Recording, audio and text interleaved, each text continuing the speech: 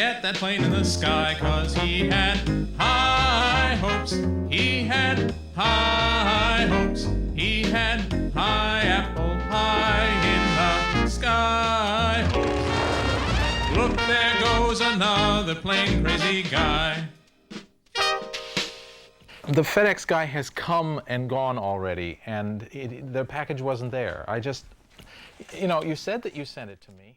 Hi, I'm Bob Cringely. I make my living from computers, and frankly, it's a stressful life. Oh, hold on just a second. Hello? Hello? Hello? Okay. I have 4 phone lines, 2 fax lines, and an internet connection.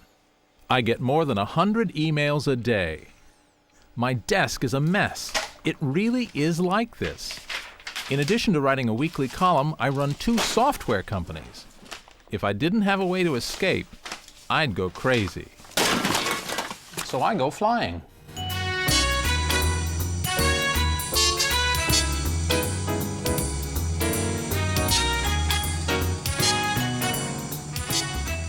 Few things in life match the excitement of piloting your own plane.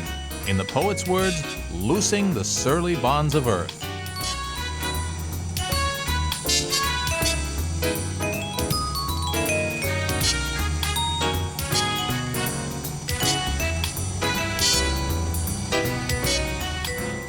It's a freedom they could only dream of in Alcatraz.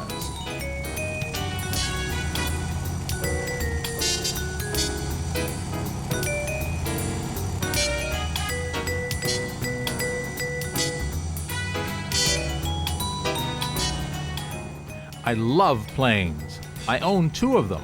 I've built 5 of them in my life. And believe me, that's the greatest thrill of all, to fly a plane you've built yourself. It's the ultimate expression of rugged individualism. No factory-built planes for me. So I set myself a challenge to build and fly an airplane in 30 days. I wanted to show that anyone with a few basic skills could do it. I knew it would be tough, but I had no idea what I was letting myself in for. I ended up learning as much about myself as I did about plane making. It begins with a passion for planes, something shared by millions of guys like me. Oh, say, can you see by the dawn's early light what so proudly we... You find us all over the world, especially at air shows. Air shows are a great place for me to try out my idea for a 30-day project. Because here are guys who can talk plane stuff till the sun sets. The min power speed was lower than the stall speed. Sure. You got an alternator. Yeah. But it comes in handy, doesn't it? Oh, yeah, it's wonderful. It's just, it's as big as you can get in the Type 1 VW. With the long stroke crankshaft. Yeah.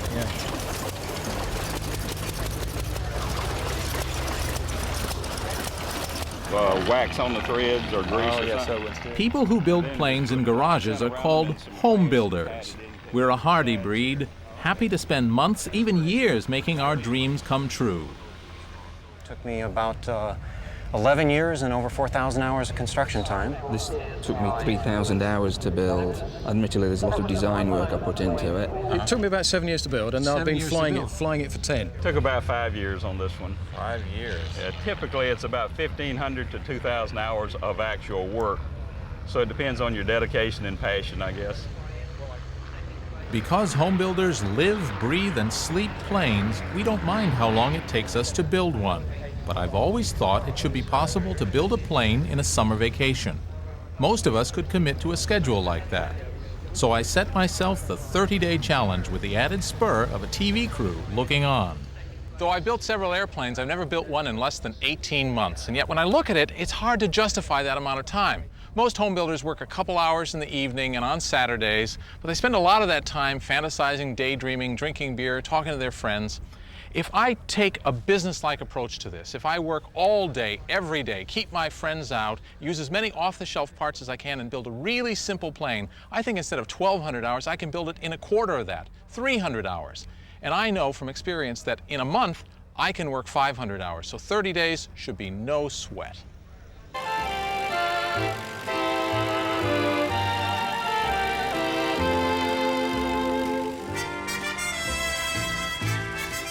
Now here I am flying over England. Why?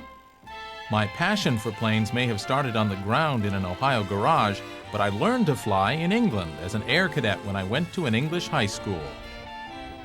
I loved flying so much that after college I even took a job working with planes, also in England, down there at the Shuttleworth Collection.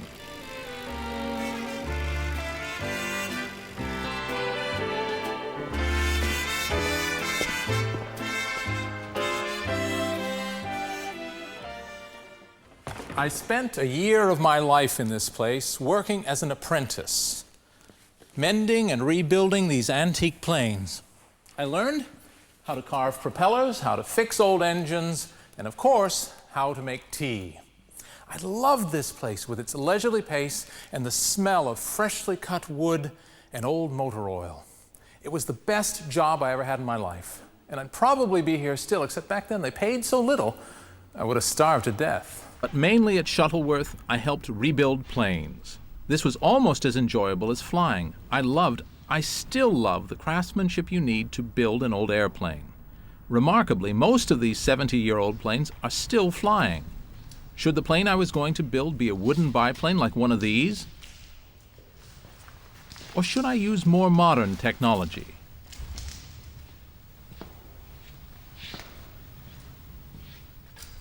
As I wandered round the collection, I discovered that a mechanic I trained with in the 70s was still working here. This is Andy Presland. Imagine us 20 years ago, two nerdy kids passionately interested in anything that flew. Unlike me, Andy has spent his career mending planes. What would he think of my plan? So we're going to build a plane in 30 days. What do you think? Oh, ridiculous. unless it's one of your American kits that you're going to build. Oh, no, we're going to design it and then build it. You can design it, build it, and fly it in 30 days? Yeah. Well, have you got any, put a bet on it with you? Sure. A fiver. Yeah, a little fiver on it with you. All right, yeah. Good. What sort of thing is it going to be then? Hell if I know. Well, you send me the fiver. Little did I realize that my challenge would end up costing me a lot more than £5 English. It began a long way from Shuttleworth in Silicon Valley, California, where I live. And where better to build my 30-day plane than that place of so many Silicon Valley dreams, a garage.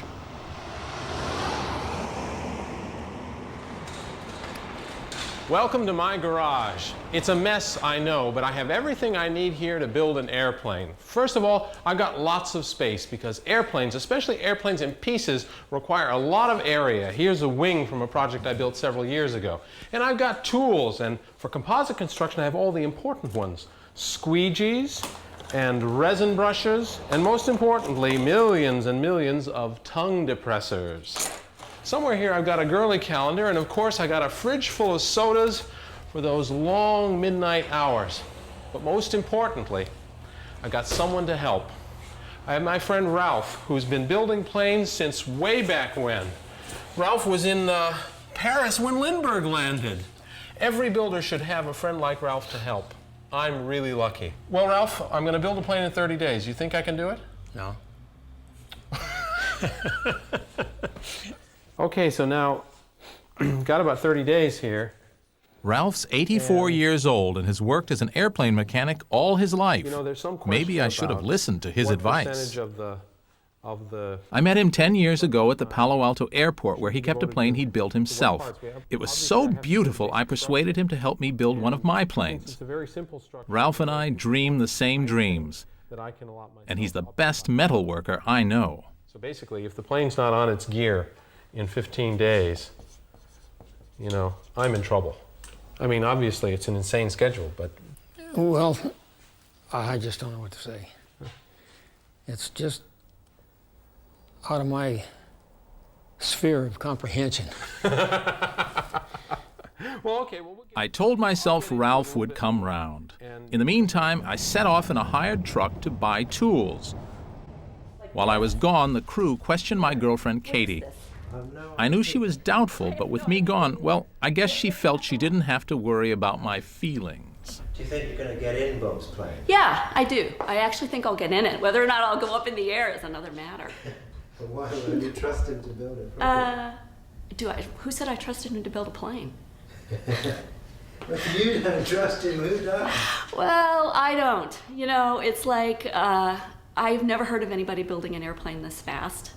Of course, I don't know that much about it, but I just can't imagine doing anything so quickly. But you know, on the other hand, there's a lot of things that Bob said that he would do that that I never thought he would do that he's done. But we'll see. You know, maybe he'll pull this off. Maybe he'll pull this one off too. I'm going to be really, really, really nervous watching him take off in that plane. I can tell you that. Really scared. I hope he has good insurance. That's all I can say. What I needed now was some can-do spirit from a professional.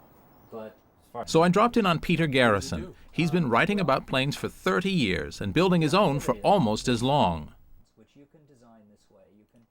He has a refreshingly no-nonsense attitude to why planes look the way they do. Well, it turned out that if you made them look like birds, they wouldn't fly. And so I guess it's been an evolutionary process that the people who designed them looking other ways ended up dying more frequently than the ones who designed them looking this way. And so in the end, sort of by default, the conventional arrangement became the conventional arrangement.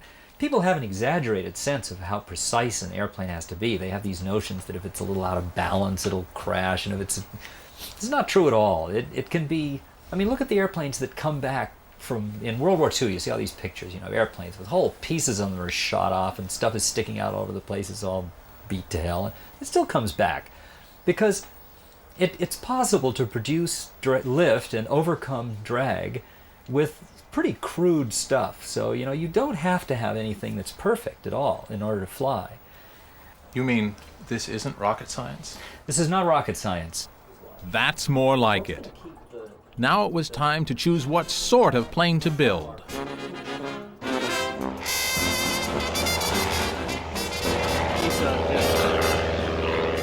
What a choice of planes there are. They come in every shape and size. Visit any air show and you'll see what I mean.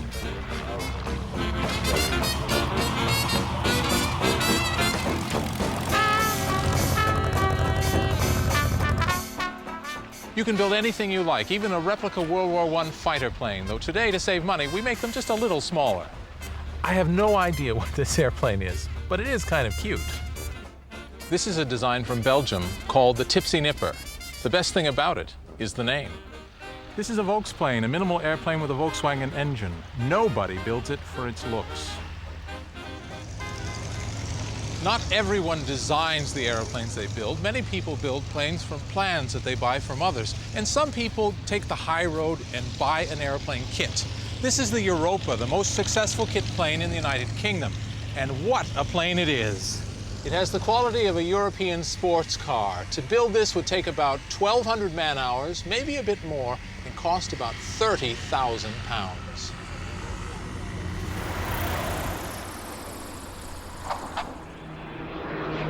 Planes are different, usually because they were designed to do different things. But however they look, all planes have some things in common.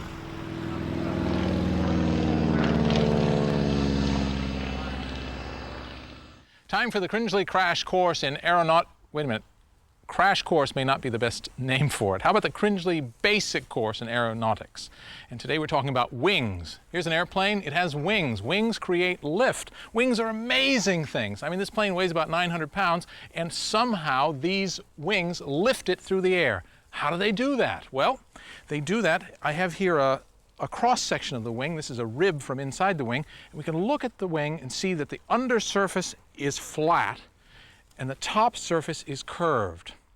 Well, as the air goes over the wing, the airplane's going through the air, it goes straight underneath, but over the top it's forced to curve, and that curve causes an increase in speed, which is accompanied by a decrease in pressure. So we have high pressure underneath, low pressure on top, and the difference between those pressures is lift.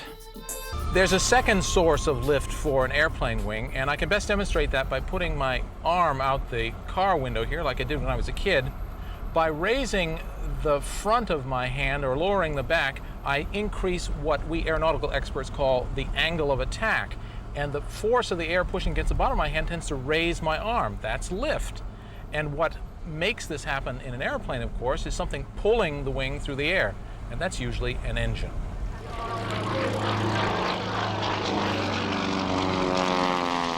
If you have enough engine, you hardly need any wings.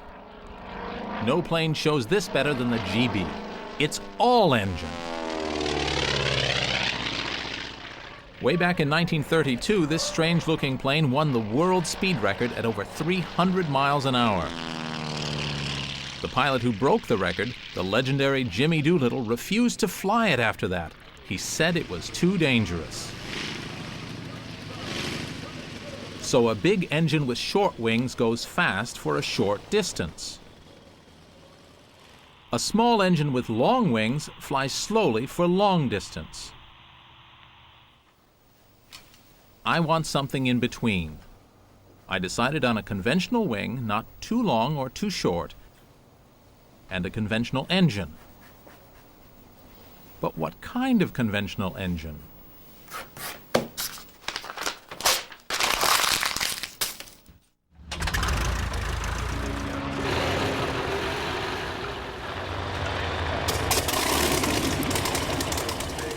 Airplane engines aren't like car engines. They run at almost full throttle all the time. Car engines only occasionally use full throttle.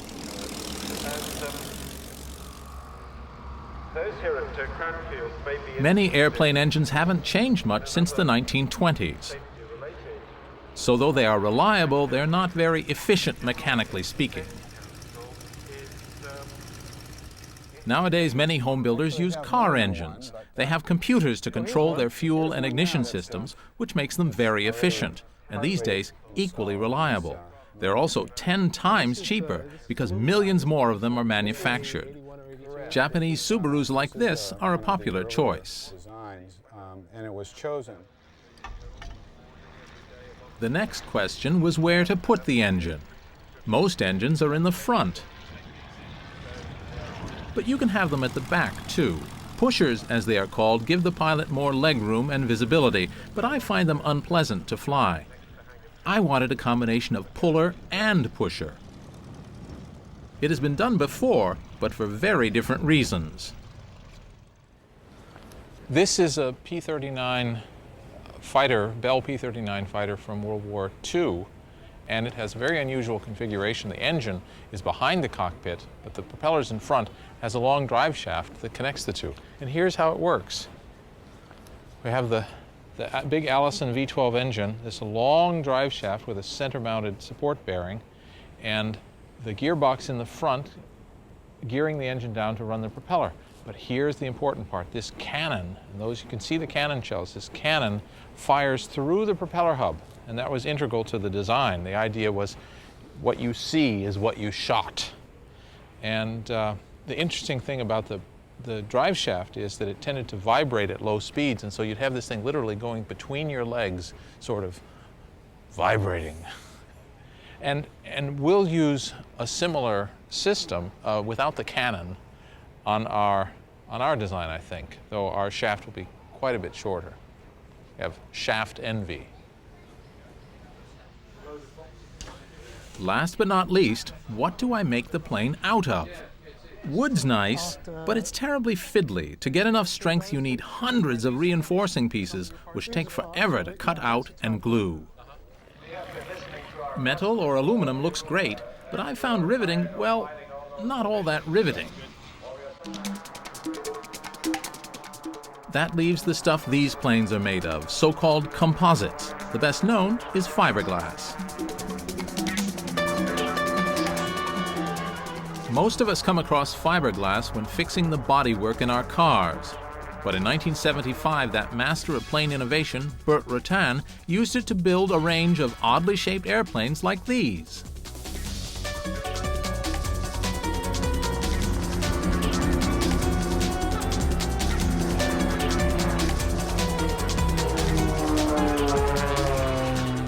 The great advantage of fiberglass is that you can make complicated curving shapes quickly. And this, no, it's not a urine sample, it's resin that's used to make the fiberglass. You add this with a hardener, the cloth, you can create any shape you like, and it's hard as you can see.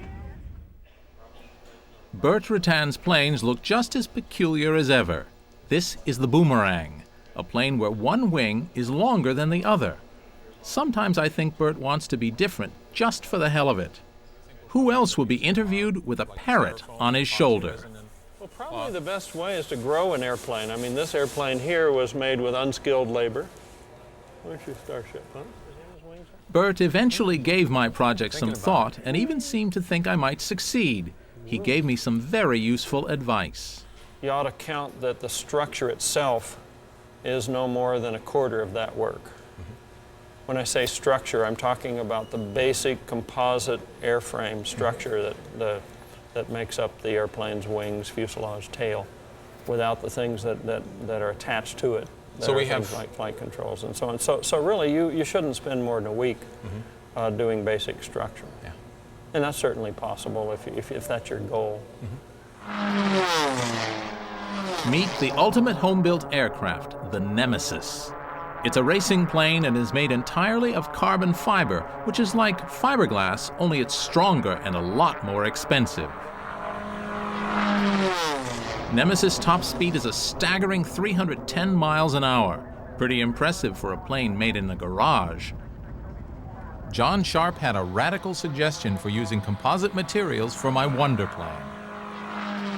Now, if you were trying to build a plane, not necessarily this plane, but a plane in 30 days, how would you go about it? What sort of design decisions would you make? Well, I think generally I'd kind of take the overall philosophy of what can I do to make a quick shape. And my answer to you to that is to buy a big chunks of foam, sand them to the shape that you want, and then cover them with fiberglass or carbon fiber and epoxy. Presto, your part is done. Composites, I think, is the way to go for your design. It's really light, and mainly it allows you to make your parts really fast, and that's the name of your game here. Okay, I'm so excited. We're just back from Palmdale, and I've been thinking about how I'm going to design and build this airplane.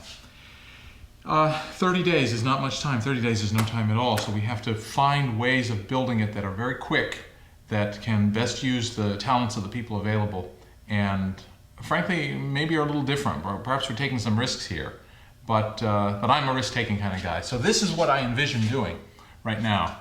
The airplane, I always start at the front. The airplane, I think, is going to look something like this.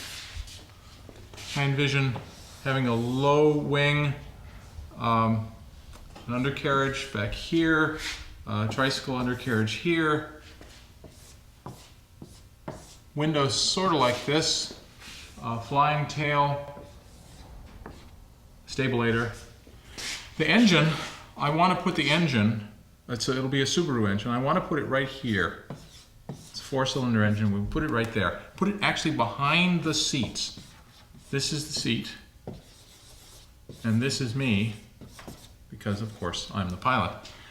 Put it behind the seat. There's a big welded steel structure here that both holds the engine and connects to the undercarriage, and even extends forward and attaches to this nose wheel here. Full of high hopes, Ralph and I visited Steve Weiss, a car mechanic in Palo Alto.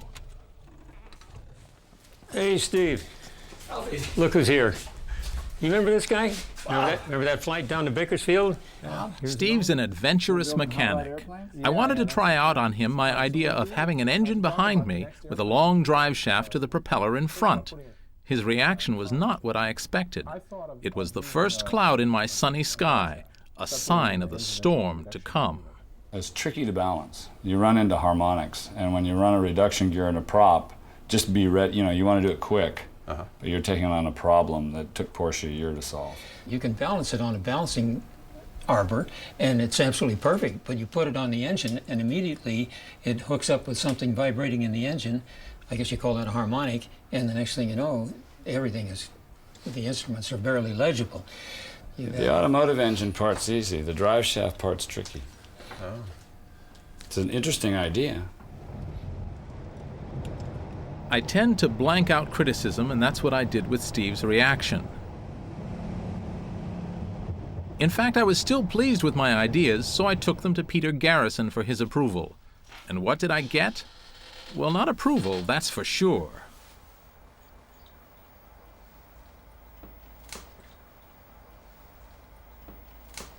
Pretty surprising. Yeah.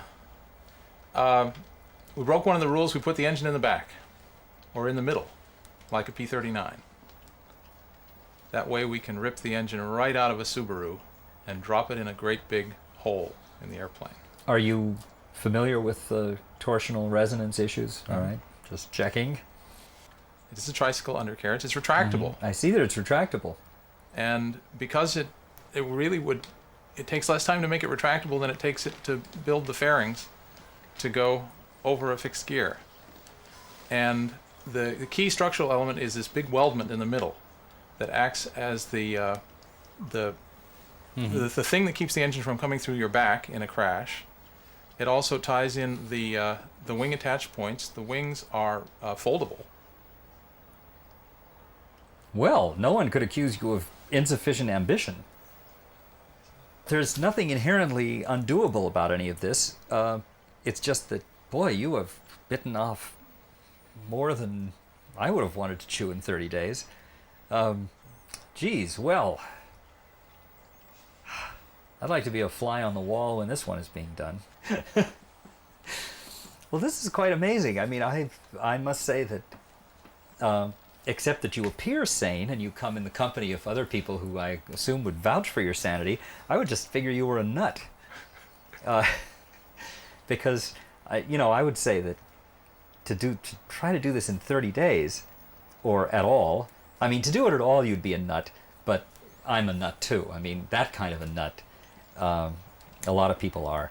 But to try to do something of this scale, I mean, you really have got a complicated thing here. And I just can't imagine how this could be done in that little time. I invented this yesterday. Yeah, that's great, boy. If the entire world could move along at this clip, why, we could be in the 21st century in a week. So we'll see. That was as clear a message as you can get other than a horse's head in your bed. But by now my pride was at stake. I was determined to prove my doubters wrong. I was ready to start. I had just one more visit to make.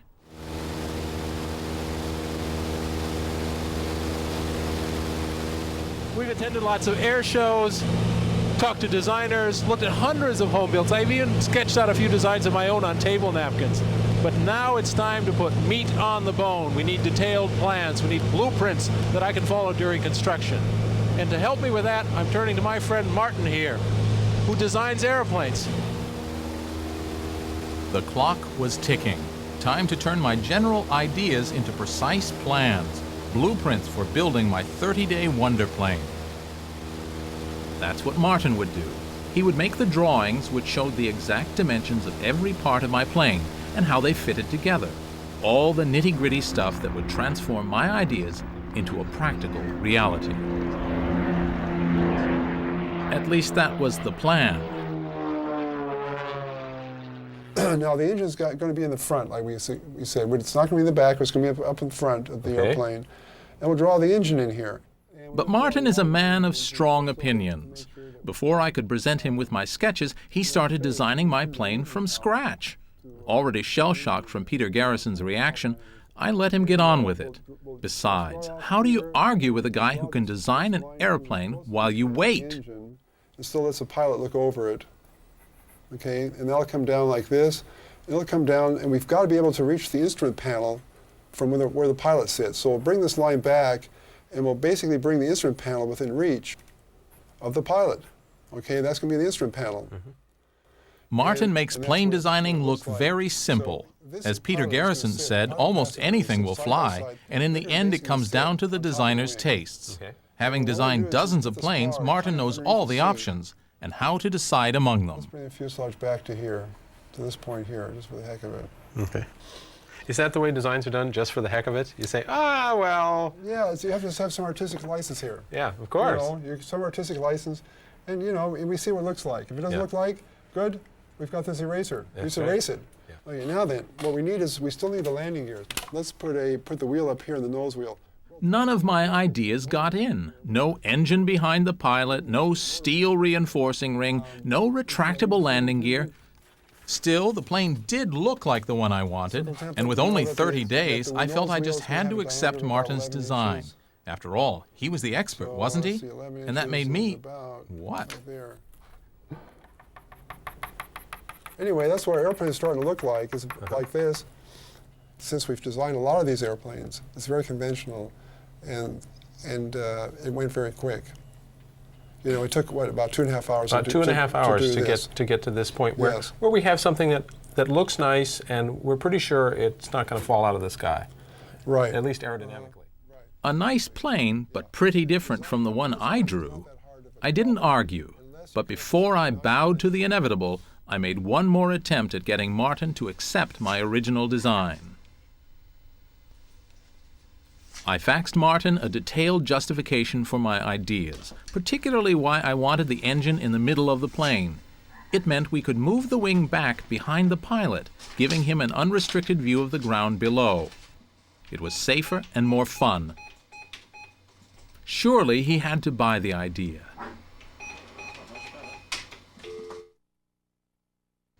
Okay, now we'll call Martin.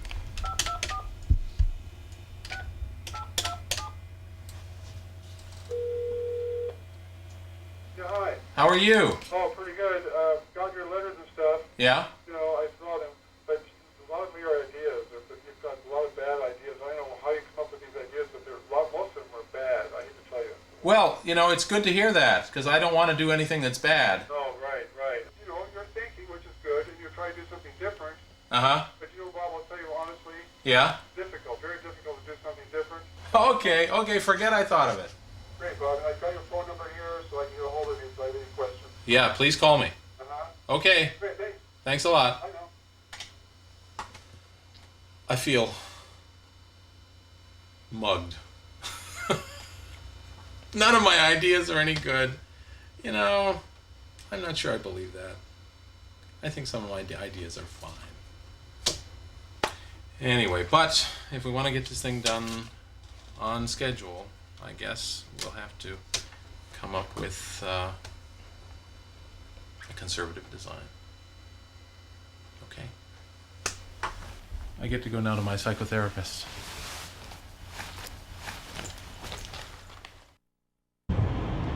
Tomorrow I would start building my 30-day plane in front of a TV camera. There would be no escape from this crazy project. Is it crazy? I began to feel a little nervous. This is the start of day one. To say that I am filled with trepidation would be understatement.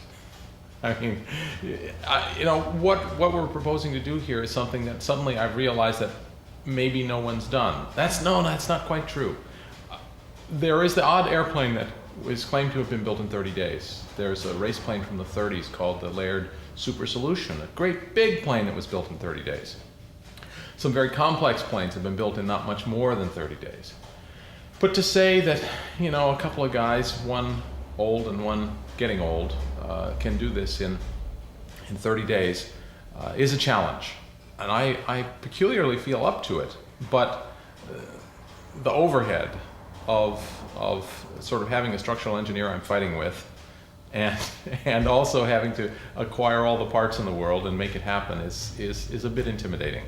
So here I am at the start of day one, and we have 30 more of these to go, and then we'll fly. At least I hope so.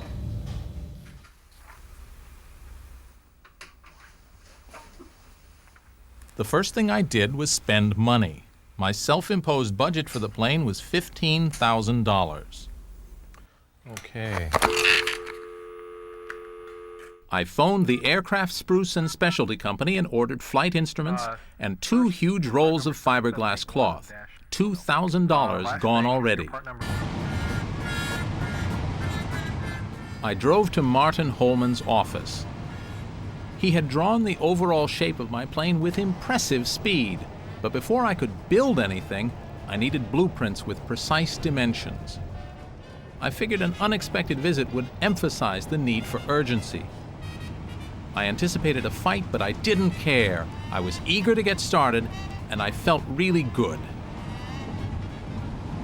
This hobby has such an attraction for me, and it's very difficult to explain. It's something that I find just so incredibly satisfying about it. Having created something, I mean, even now I'm in this incredible compromise situation with Martin Holman. It's not the plane I wanted to build, but it's the plane that I can build in the amount of time I've got. And when it's done, I'm going to be incredibly proud of it. I'm going to forget the problems. I'm going to forget the arguments. I'm going to forget how hard it was to build. I mean, you know, and I'll just say, whoa, there's my airplane. And I've said it before, several times before, and I keep coming back to do it because it's so uniquely satisfying. And when you fly in something that is your own,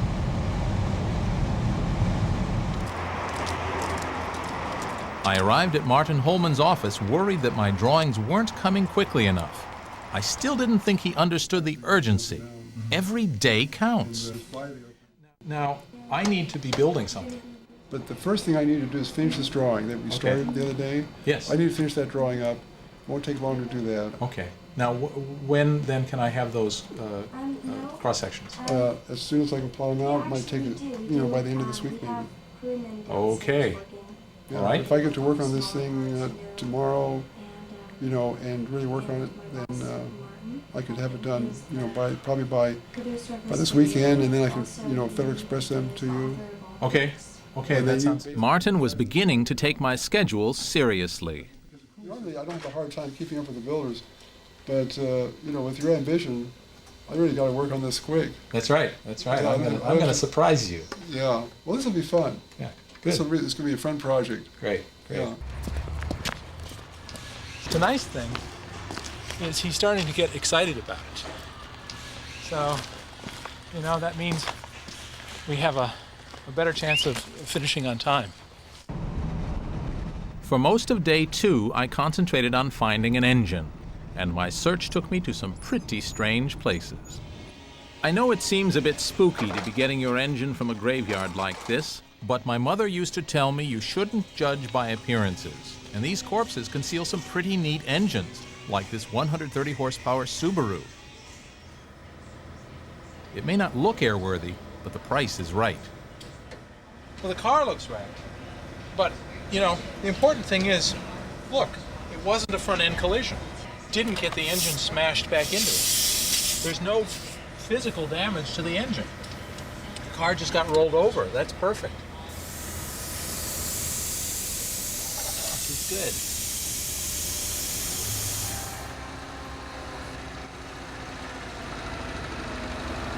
good. There was my engine, a bargain at $800.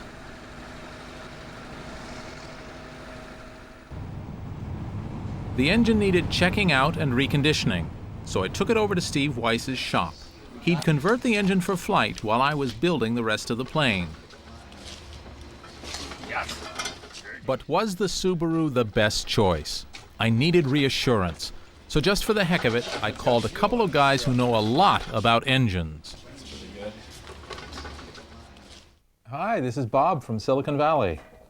Bob from Silicon Valley. That's right. The whole valley. Yeah, I own only a very small piece of it, though. Yeah, well, we understand. About 5,000 square feet. Yeah, so what's up? Well, I'm converting this engine and putting it in a small airplane that I'm designing and building. But the part I'm really interested in is I got this engine from a wrecking yard. And you're going to fly in the air with this thing? Yeah. I took it out of the car. It's a 94. It's a low mileage.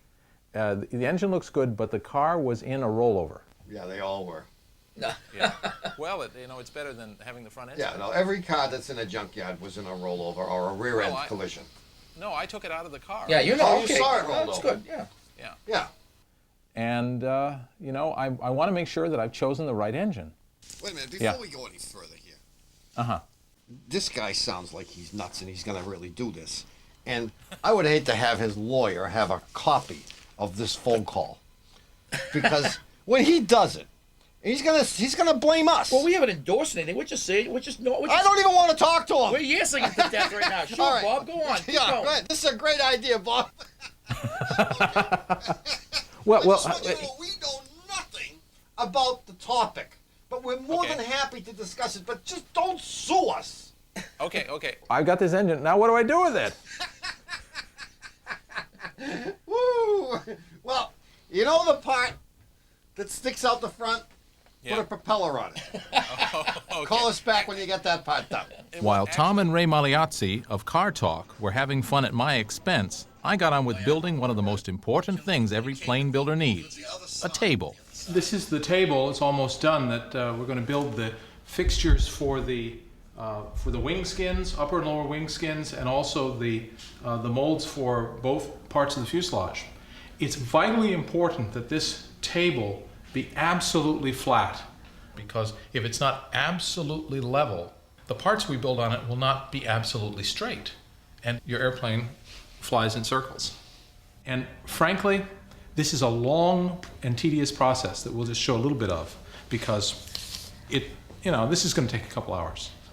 So, in order to do this, we have this piece of plastic tubing. The technique here is to use this as a water level. And we put colored water in the tubes and then compare it with the other end and shim the table up to raise the low end to match the high end. That's how we do it. Now, a lot of people have different ways of producing their colored water. I prefer a Louis Martini Merlot, which I think is an excellent way to spend 2 hours leveling your table on which you're going to build your wing. So, now, an important thing to remember in the construction of composite aircraft is that syringes are used a great deal. They're used in some places for resin. They're used a lot for various catalysts and hardeners. The trick is, do not use an old syringe for your wine, especially if you're drinking from the same container.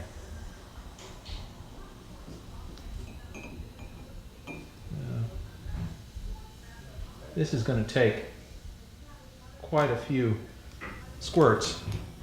You can also, in moments of boredom, you can actually squirt it into your mouth. You can see it going through the tube. That's wonderful.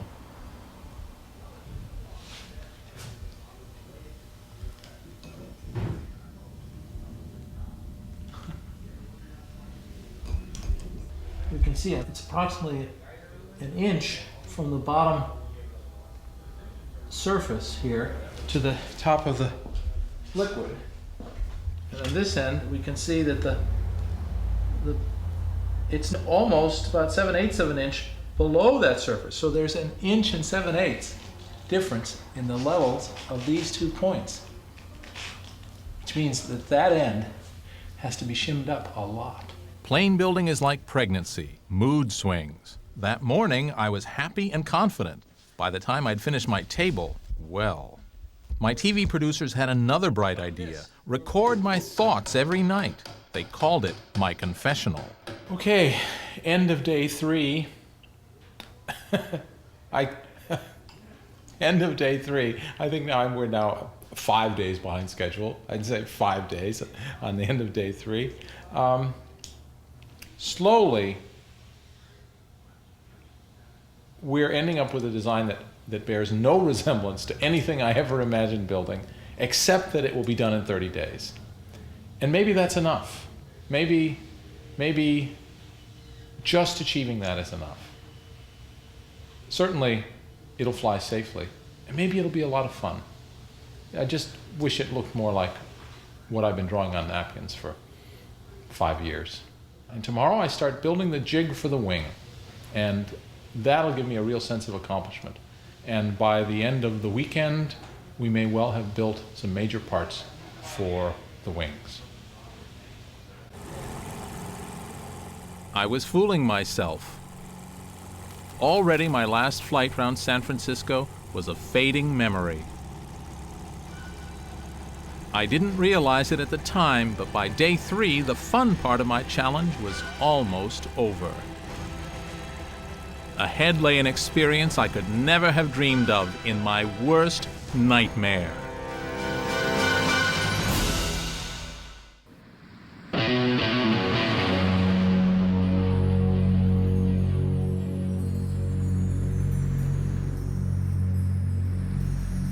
But there is a snag. Just like my mother's world-famous Jell-O salad, you need a mold to shape your fiberglass. So I spent the first few days of the project sawing wood and making molds for my wings. Dusty business. It's a crucial job, but I'd rather be making wings than molds. Amazing stuff, fiberglass. You buy it in huge rolls like curtain material, but then see what you can turn it into. The thing about fiberglass composites is the way to make it strong and light is by creating a sandwich structure. These are the parts we got to work with in this little cookery sample. We're going to do a sort of a Delia Smith, Julia Child demonstration. We have 2 bits of fiberglass cloth. You can see there's certainly no strength there. And this is the polyurethane foam that goes in the middle. You can see it's hardly very strong either. It's easy to break. It's a little bit flexible. And this is the way we're going to set it up. In the sandwich structure, we put a piece of glass with this resin, and then a piece of the foam, which we glue down there with the resin, put some more resin on top of it, then another piece of glass on top, and we end up with a material that's almost as strong as a solid piece of glass and resin, but much, much lighter.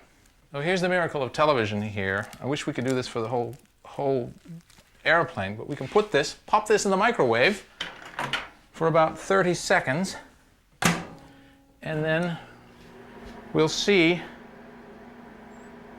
how stiff it gets. Of course, it would require a much larger microwave to contain the entire airplane. So here we go. And there's the bit we made. It's crackling like a piece of fried fish. Here's one in true cooking show fashion, one I did a little bit earlier. And we can see that suddenly it's got very stiff. I can't bend it at all. And it's quite hard. Not beautiful, but you can make an airplane of it. Time to get building. At last, some plans from Martin arrived. This is the airplane as he envisions it.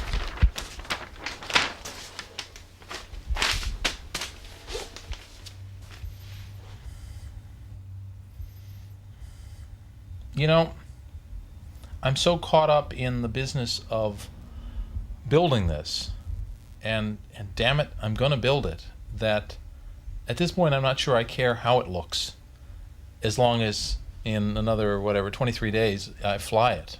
So I'm just so relieved to have these drawings and to have something that I can really get working on and just fly. In the next couple of days we're going to see just dramatic progress. And so when it's in the... As I got ready my foam and fiberglass to build a wing, I received my first visit from my girlfriend Katie and her cousin Thatcher. Katie hates airplanes of any kind. That included the one I was about to build, but I was hoping to win her over. Gosh, it looks like a real plane. Yeah, surprising, isn't it? I think so. It's great. This is interesting. Yeah. Does it scare you a little less? No. It scares me more. Yeah. Why does it scare you more? What, Icarus. You know, every single person I've talked to is scared for you. I'm not the only one. I don't know. It's just, you know, it's a big feat. But you'll be fine. I don't know. I worked all that day on the wings, trying to cut and shape the foam part of the fiberglass sandwich. It went much slower than expected. To make matters worse, Steve Segala and John Gow, the TV producers in charge of the series, were coming by to see how their budget was being spent. They'd need convincing that the project was on track. It wasn't. One thing about them is they really don't know what the heck they're looking at. So, engineers throughout time have relied on the fact that their bosses do not know what they're looking at. So, we're behind schedule. I have to admit that. But that's all I'm going to admit. So.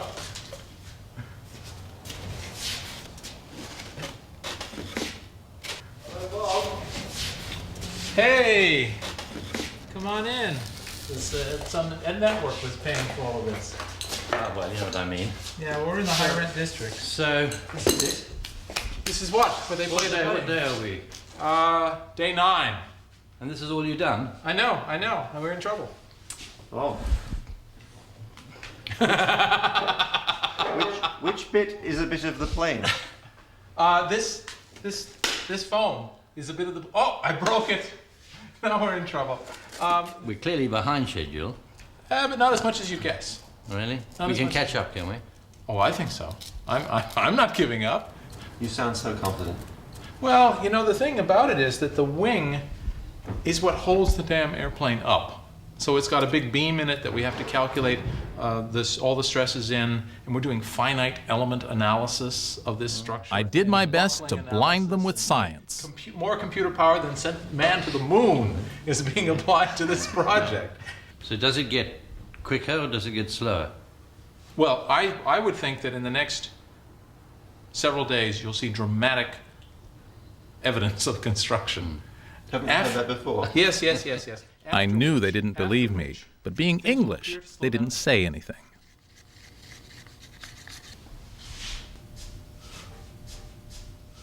Feeling the pressure, I started rushing things and soon paid the price. Air bubbles formed between the foam and the fiberglass, and believe me, bubbles are bad. They weaken the material and they sure don't look good. This is too frenzied.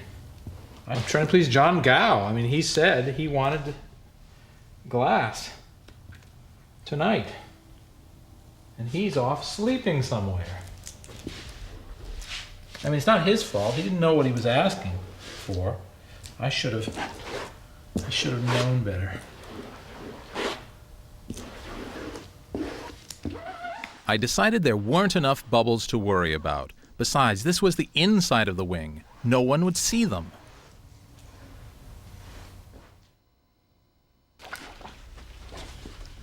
Bubbles were soon the least of my problems. This is the wing drawing, and this is the spar, the box part in here. I spent the morning of day 10 trying to understand Martin Holman's drawing. He had designed a spar. That's the beam that runs along the length of the wing and connects it to the fuselage. Sounds simple, but it isn't. So I called Martin up, and I asked him how to build the thing. And he said, well, I wouldn't design it if I didn't think it could be built. And I said, well, great, Martin, but how do you build it? And he said, it's all in my book. Read my book. So I had to run home and find his book, which I'm now madly paging through, trying to find the paragraph or two where he describes how to build this spar.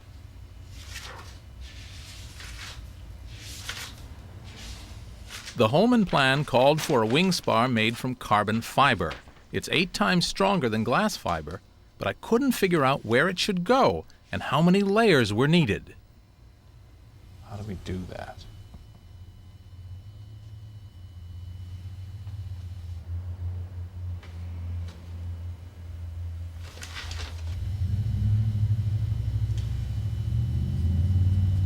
Okay, I know how to do it. Once I'd figured out what to do, I got out the carbon fiber. Here we have it, 500 feet of this stuff. Doesn't look like much, but it's about, I'd say $100 a pound, because there's about 5 pounds of it here. So that is by far the most expensive, but it allows us to make a very strong, very stiff beam that goes down the center of each wing and sort of keeps our wings from falling off. 11 days in, the sunny world outside my garage was becoming a distant memory. Carbon fiber is extraordinary stuff. You can cut it with scissors like cloth. But once soaked in resin and allowed to dry, it solidifies into a material that's as light as cardboard and twice as strong as steel. That's when it's finished, but it's a pain to work with.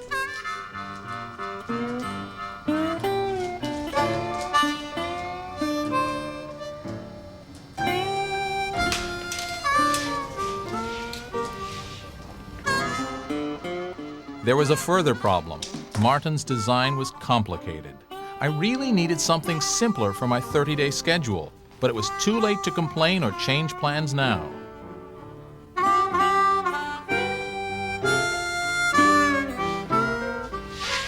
My dad taught me to measure twice and cut once. In this case, it's measure 136 times and cut 68.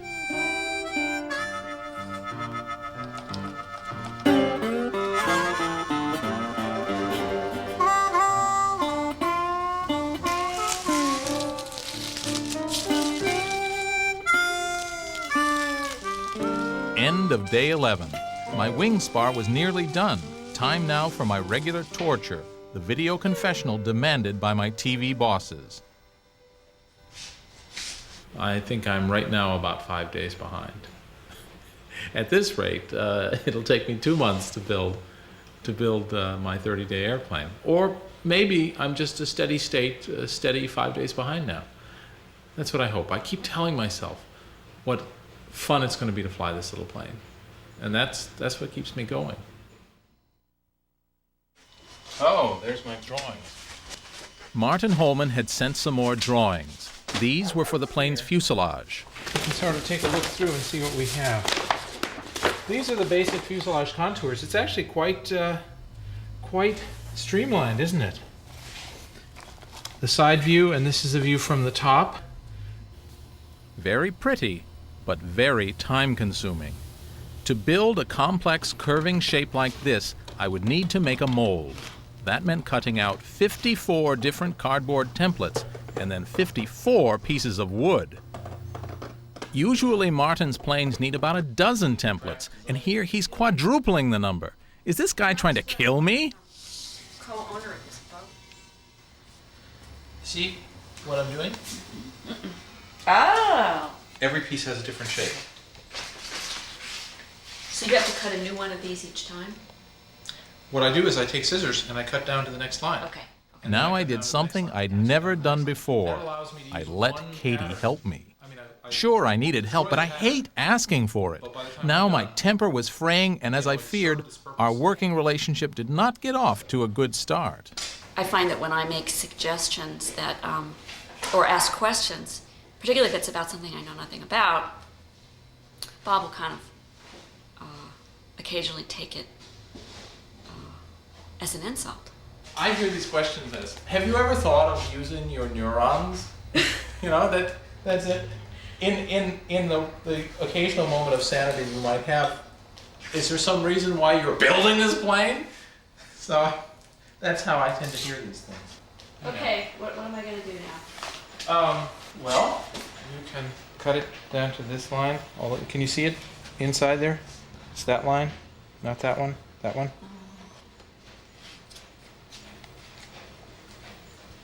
Ruin it and you're dead.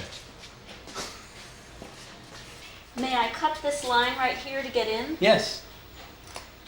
The part you're cutting off we could throw away. So. Well, I understand that, but you know, frankly, I'm so nervous now about cutting this thing like I used to do in grade school.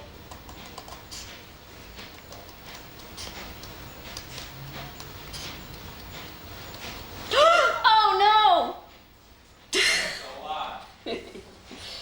Katie's workmanship was fine, but I just couldn't trust her. It wasn't her fault. I'm not the trusting type. I mean, you ask people to do things. They do them wrong. I don't want free will. I don't want someone to interpret my instructions. I want them to do what I say. You know, go here, get this, bring it back. Simple as that. and they say, oh, I thought green would be better. I didn't want green, I wanted red. So it's often a lot easier for me to just do it myself. Isn't that kind of a little bit arrogant? Arrogant? Mm-hmm. If I wanted red, I'm paying for it. I'm specifying it. What, I should be grateful for someone for saying that they're going to do me a favor and then not doing it? No. But that's the way they see it. You say, well, I really wish you'd gotten the red. Oh, the green's much better. Well, but people aren't computers or robots. I mean, that's what you get. It's thinking, breathing, feeling beings. Yeah, that's the whole problem.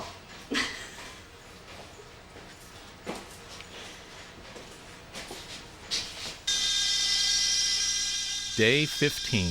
Halfway through, and what am I doing? Still making a mold for the fuselage.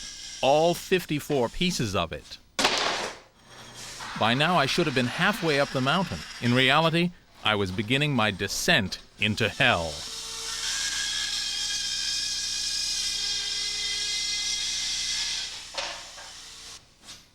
My early optimism was coming back to haunt me. What did the Greeks say about pride and retribution? I'm already perfectly willing to concede that it's very unlikely that we'll be in the air 15 days from now. I certainly expect to be able to... I don't know how much behind I am, but I know that I'm catching up already. Then the first of several body blows came in the innocent form of a FedEx package. Martin had sent some new plans for parts I had already made. A love note. He had redesigned the fuselage. Apparently, he hadn't allowed enough room for the wings. All the lower fuselage station contours had to be changed. See enclosed drawings. Oh my God, I hope all of them.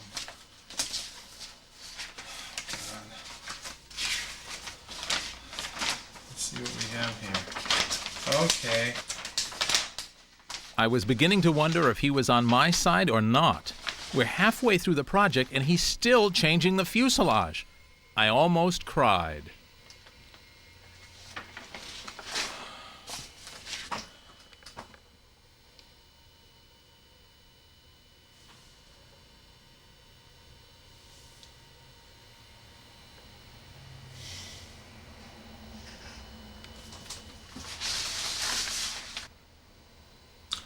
I gotta call him. It could be that at least half the work we've already done has to be thrown out.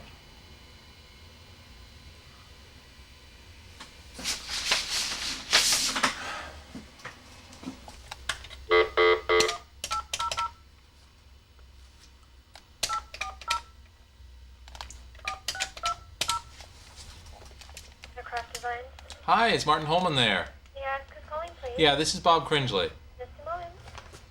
Hi. Hi, Martin. Hi, how you doing, Bob? I'm fine. I got your drawings. That's good. Yeah, what's changed on the bottom? I had to lower the bottom around where the wings are. Uh-huh. It wasn't low enough. Uh-huh. The top I didn't touch. Okay. Okay. But the bottom I changed. So how many stations are changed? They're all changed. They're all changed. Yeah. But the top half is the same. I didn't touch the top half. Okay, then I'll have to remake all those pieces. Can you cut them? Can you just cut them out further? Maybe. That's out more material. Yeah. I've already made them all. But yeah, I mean, it's good that we now have space for the wing. Yeah. All right then. Okay. Thanks a lot, Martin. Bye. Bye-bye. So, 27 pieces of plywood or particle board cut out wrong. But he's right. If it's just dropped down, I may be able to save them. So that's the thing to work on right now. Damn. I desperately wanted to save the work I had done.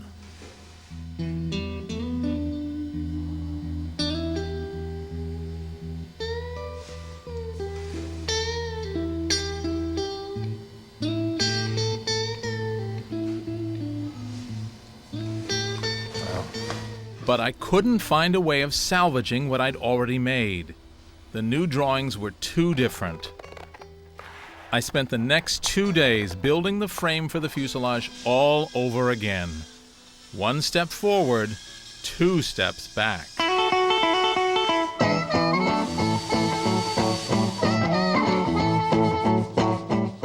With the newly cut pieces of wood, Katie and I finally assembled the fuselage mold.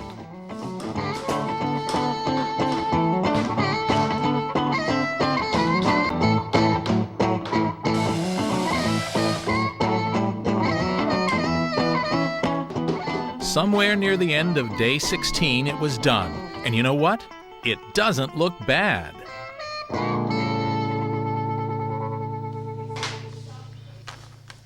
Day 17, and I needed to speed things up. I thought of a shortcut to build the fuselage. Remember my microwave demonstration, how you put foam in between layers of fiberglass cloth? Well, foam's tough to work with. I had a better idea. Now I've come across this other material. This is balsa wood that has this mesh backing to it, and they're little pieces of balsa wood that are cut, as you can see, and it allows the wood to form not only the curve this way, but it also bends this way.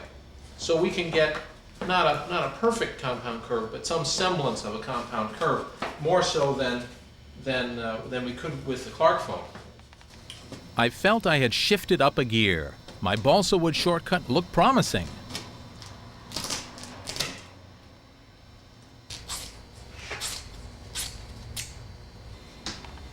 For once, I even enjoyed laying on the fiberglass and then putting on that foul-smelling resin. Hey, in 12 hours, I would have half a fuselage.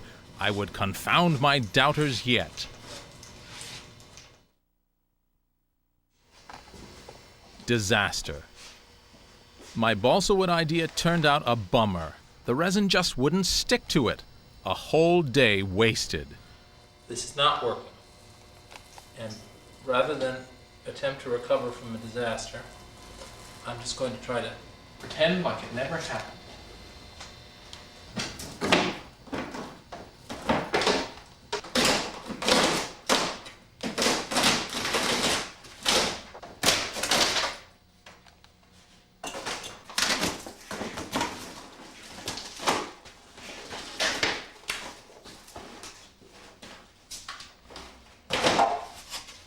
So I had to use strips of foam after all. Another 2 steps back. My dream was beginning to fray at the edges.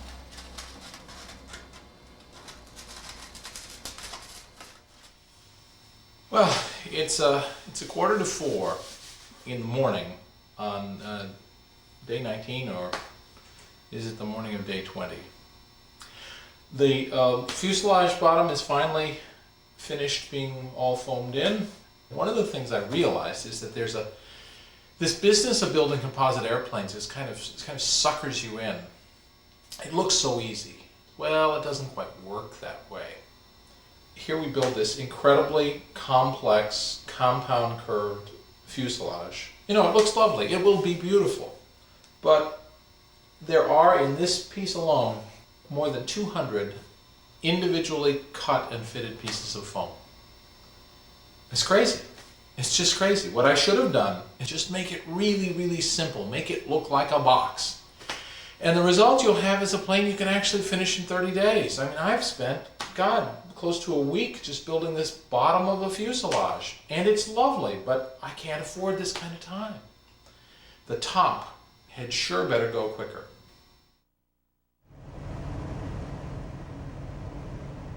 Day 20. It's 7:30 a.m. and I've had 3 hours sleep. I'm driving the 20 miles into San Francisco. Nothing to do with airplanes, everything to do with earning money. I was to be interviewed on TV about something. I forget what. God, I was tired. Stand by. To fight off sleep, I made a checklist of things to do. Before I went back to the garage, I would visit my aircraft mechanic friend Ralph Korngold and get him building some of the plane's metal fittings. Ralph's a great mechanic. If I can describe a part, he can build it. So what you would do is, this would be hollow here? No, just I won't even drill that far. Ralph's first job was to build my instrument panel. I knew he would build it beautifully, even though he distrusts any technology designed after 1935. Well, you know something? These are the instruments that Bob gave me, and he said, make a panel for him. But he didn't even tell me what they are, and I don't recognize them. In all the airplanes that I've ever dealt with, all the instruments were separate. But he assures me that by turning this little knob here and energize it, and then I guess it lights up like a Christmas tree. I don't know.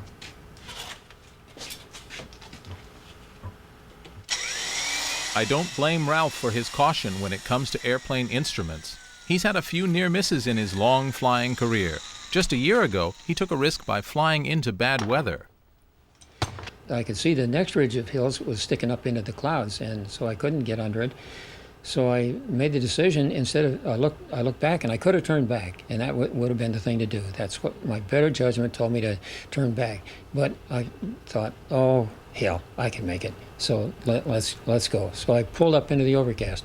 Well, my instrument flying skills were sadly deteriorated, and going up through the overcast, I lost it. The first time in the 50 years that I've been flying that I actually lost the airplane completely, just lost control. I had no idea what was going on. The airplane could have been upside down, sideways, whatever. And you just can't tell. It's gotten away from you. So I fought it as best I could and finally broke out on top in a vertical bank, still climbing, but the wing's absolutely vertical, and I thought I was perfectly level. It's just amazing how if you don't have reference either to instruments or to the ground, or even if you have a couple of instruments and you're rusty and you can't stay ahead of the airplane, it just gets away, and that's it. So I lucked out. I lived through it. I should have been killed that day. Day 20. Katie and I are laying in the fiberglass cloth, which will be the inside surface of the fuselage. This is one of the trickiest jobs in home building. You must lay it in with as few creases as possible. Overlaps or like bubbles or... You then brush in the resin. This sticks the cloth to the foam and makes it rigid. No air should get between the cloth and the foam.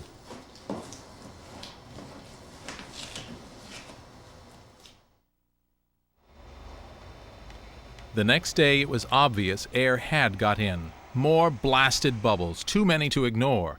These would weaken the fuselage. I would have to cut most of them out and patch them. It would use up precious time. Another setback. How far exactly to the end of my tether? I'm in a bad mood because I'm tired of not having a day off. I'm tired of building this airplane. I'm tired of coming up against what appear to be insurmountable obstacles in the building of this airplane. I'm tired of having people watch me build this airplane. I'm very reluctant to have anyone from outside look at this airplane. I just want to crawl in a hole in the ground, but I can't. You know, I'm stuck with this, so I have to bare my soul. I have to let other people come in here and point at my airplane and laugh. Is it the same? Do you imagine that that's what it would feel like as if you were standing there without any clothes on in front of all these people? Without clothes on, I look better than this airplane. You know, so that basically... So no. It's The answer is worse. no. It's worse.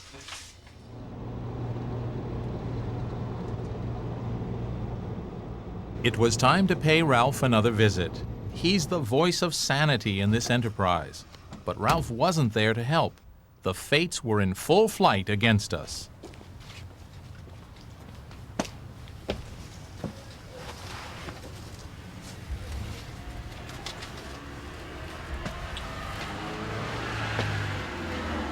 Bob, Ralph has had a setback. I've taken him to the doctor. He says, leave parts if you want. Tried to reach you. Okay. Let's leave a... We'll leave a drawing for Ralph. And I'll talk to him on the phone later.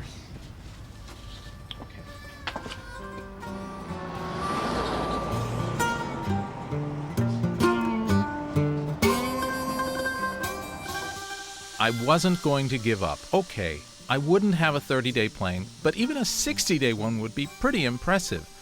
I struggled on, but by now even the simplest things just wouldn't go right. I was trying to cut 4 strips of fiberglass to fit in my wing spar. It kept breaking my saw blade, so I used a tougher saw. It also would have been smarter to wear a mask, but I had stopped being smart long before. And now I couldn't get the saw to follow a straight line. Each day my gloom deepened. Each night I went home exhausted, and I kept thinking of all the mistakes I had made.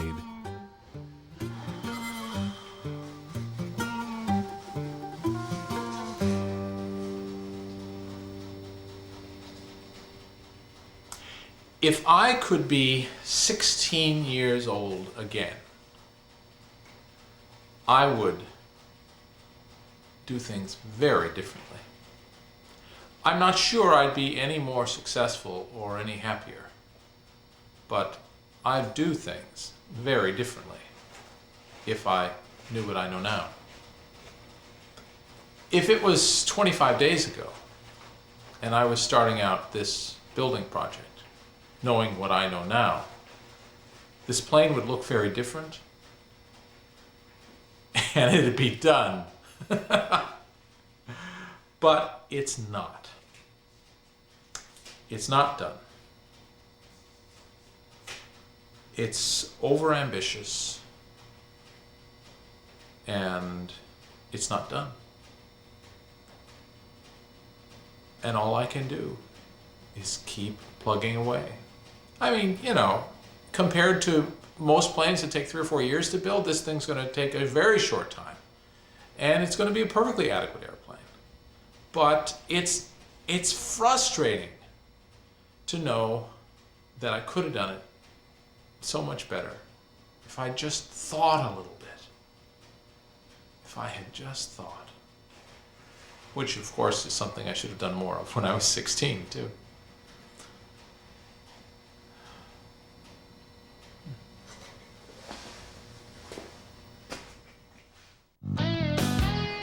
It was time for one final all-out effort if I was to get the structure done by day 30. So, surprise, surprise, I called for help, and my friends came to the rescue. Bob Kane, a computer friend, volunteered. So did flying enthusiast Emily Biss. Even my cameraman Paul did something. We fitted bulkheads and put the foam and fiberglass in the upper fuselage in a day. The same job on the lower fuselage had taken a week.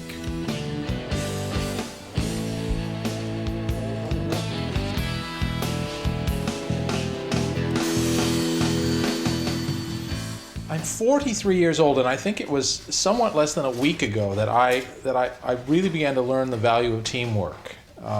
Having help on this project has really, well, it's been helpful. Well, I'm not used to help. I'm used to help being a hindrance.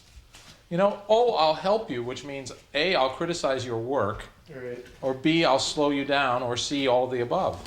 I get no kick from champagne. That day, for the only time since this project began, I felt happy.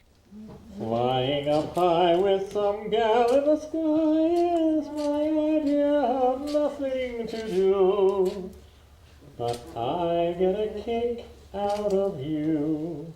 The singing kept up our spirits, but couldn't hide the reality of the situation. This team effort had come just too late.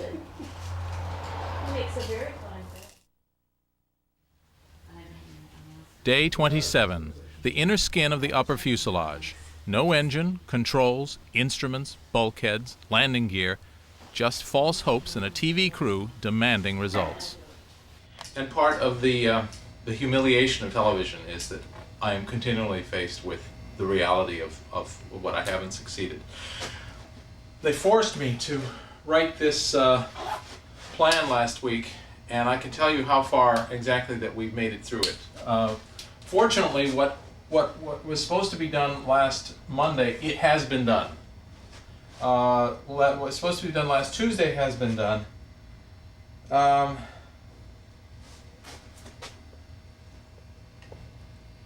And that's it. So, in the last week, apparently, according to this, I've done 2 days worth of work. In the garage, things slowed to a crawl. The frustration of this project began to take a toll on our relationship.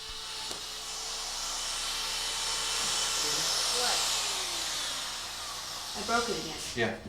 Broken drill bits were followed by sharp words. I broke another bit. I must be doing something wrong. Yeah, I guess so. But I shouldn't break one like every 15 minutes. No, you shouldn't break one every 15 minutes. Did you manage to finish the part? No. Katie had done her best and supported me with all her heart, but now she was worn out. It's really hard. It's really difficult and slow and arduous and painful. I'm tired. I'm really tired. And what is it, like day 29? So, we have ways to go, that's for sure. It was day 29. Katie was right. In fact, everybody seemed to be right but me. These daily reminders of my failure were needling me, especially Paul, the director, with his camera constantly in my face. Yes. I felt both guilty and angry. I made some major errors. That does not mean that one could not build an airplane in 30 days. One could. But why didn't you think about it? Because I was an idiot. I don't know. I made a mistake. Well, that was good, Bob. Yeah. No, it was. It was good to hear, some sort of explanation. Right? I think you two need to just get out of here. Why? Why don't you just... I'll finish the plane. Just leave. When would you finish it? I don't know, Paul. When it's done. But the point is it has to be finished in a certain time. Who said that was the point, Paul? That's the name of the show. Change the name. What should we call it instead, then? I don't care. I don't care.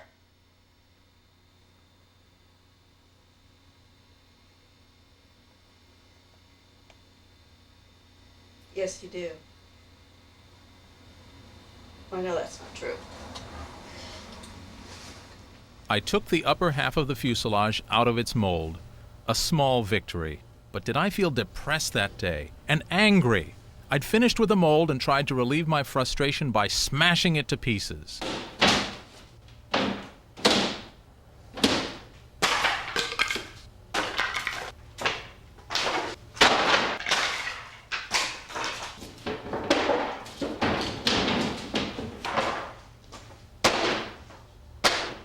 Then, to cap it all, I heard that Ralph's illness was very serious. He was in intensive care after a heart attack. My father died of a heart attack. My father was never sick a day in his life, at least from that. Boom, he was dead. I thought about that when I heard about Ralph. I thought about losing a parent.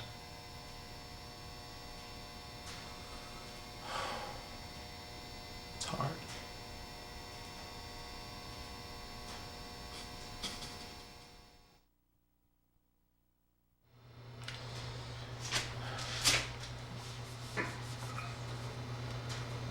Day 30, a red letter day. There's a dream that actors have before they, in the nights before they go on in their performance. And here's the dream. The dream is that they're on stage and someone gives them the cue line and they can't remember their line. And the person who gives the cue just keeps giving it again and again, and no one helps, no one improvises, and ultimately the actor has to stand on the stage and confess that he doesn't know the line. He has to turn to the audience and say, I don't know the line, I'm sorry. Day 30, airplane in pieces. Clearly, I didn't make it. Good news and bad news. Ralph was recovering, but out of the blue California skies came an angel of doom. Weeks ago, I had bragged to aviation journalist Peter Garrison about my plan. He was skeptical, but I ignored him. I even invited him to visit me to see my plane. And now he was here. Good arrangement. I was desperately hoping that he would encourage me to continue. I wanted him to say I had built, if not a complete plane, at least most of one in 30 days. That might give me the will to go on. Bold, actually. But what Garrison saw did not impress him. So, I mean, I would say that you're, between 5 and 7% done. And the thing about airplanes, well, as you know, you've built airplanes, so you know that what looks like an airplane is just a fraction of the airplane. Far from thinking that this could be done in another month, I think it could easily take 3 or 4 months, 5 months. It's very hard to say, because what's been done so far is the easy stuff. And I might say that it's been done in a very quick and slapdash way. And I don't know. I wouldn't want to be the first person to fly it. By the time Garrison flew home, my project had turned into a nightmare. His brutal verdict was like a kick in the guts. I was beginning to crack. I felt humiliated. The final straw was the camera crew, circling around me like vultures. I couldn't take it anymore. Get out of here. Get out of here. Why? I mean, Get out of here. Leave. Right now. Or what? Or I'll just have to beat the shit out of you. Now leave. Guys, leave. I'll break the camera. I will break the camera.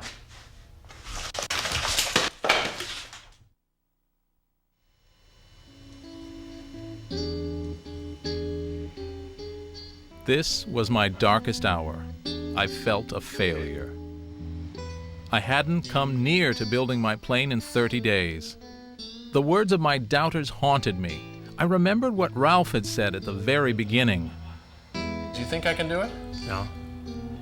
I remembered what my mechanic colleague Andy from my first ever job in England had said. Well, you send me the $5 when you haven't done it. Okay.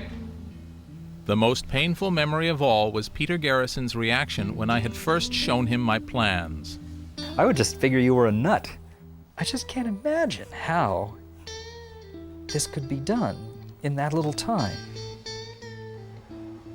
I couldn't help remembering my father. Was I going to end up like him, never finishing what I started? But even now, at my lowest point, I wasn't going to give up.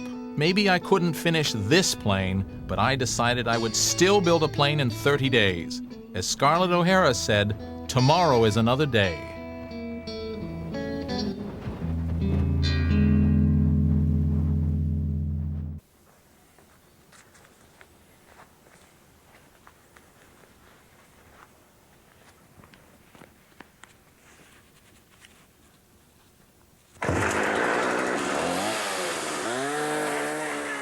Hi, I'm Bob Cringely. I'm destroying 6 weeks of my life.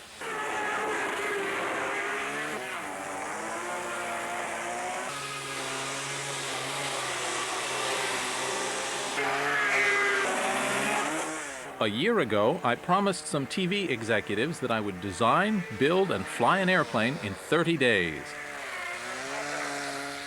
I persuaded them to film me doing it so we could show the world just how easy it was to make a plane. I wanted to show that anyone with a few basic skills could build a plane in a month in their garage, and I would prove how. I was keen to have people share the thrill of flying your own plane.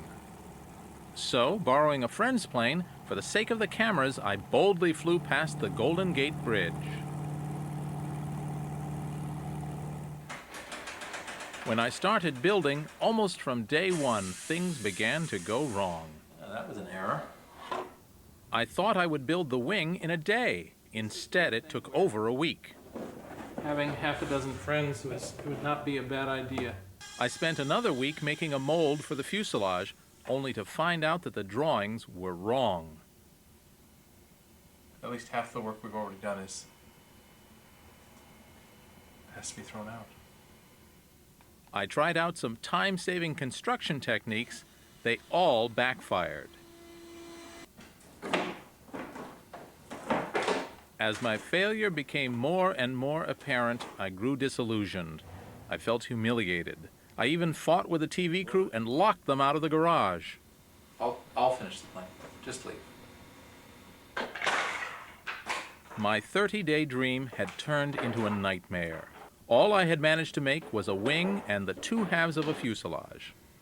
Instead of showing how easy a plane is to build, I was proving just the opposite.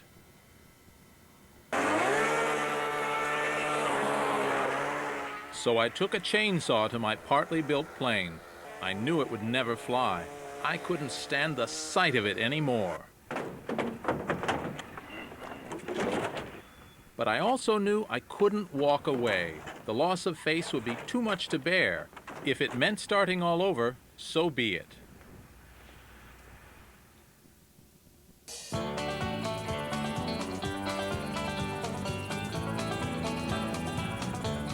I had learned the limits of my abilities, and perhaps that made the whole painful experience worthwhile. At least I now knew I couldn't do it alone. I needed help. I surfed aviation sites on the World Wide Web. I read hundreds of back copies of Plane Builders magazines. Eventually, I found a small company in Ohio whose boss, once he'd got over the shock, was brave enough to offer to help me build a plane in 30 days. As it happened, I grew up in Ohio. This was where my father had introduced me to plane building. My obsession was bringing me full circle.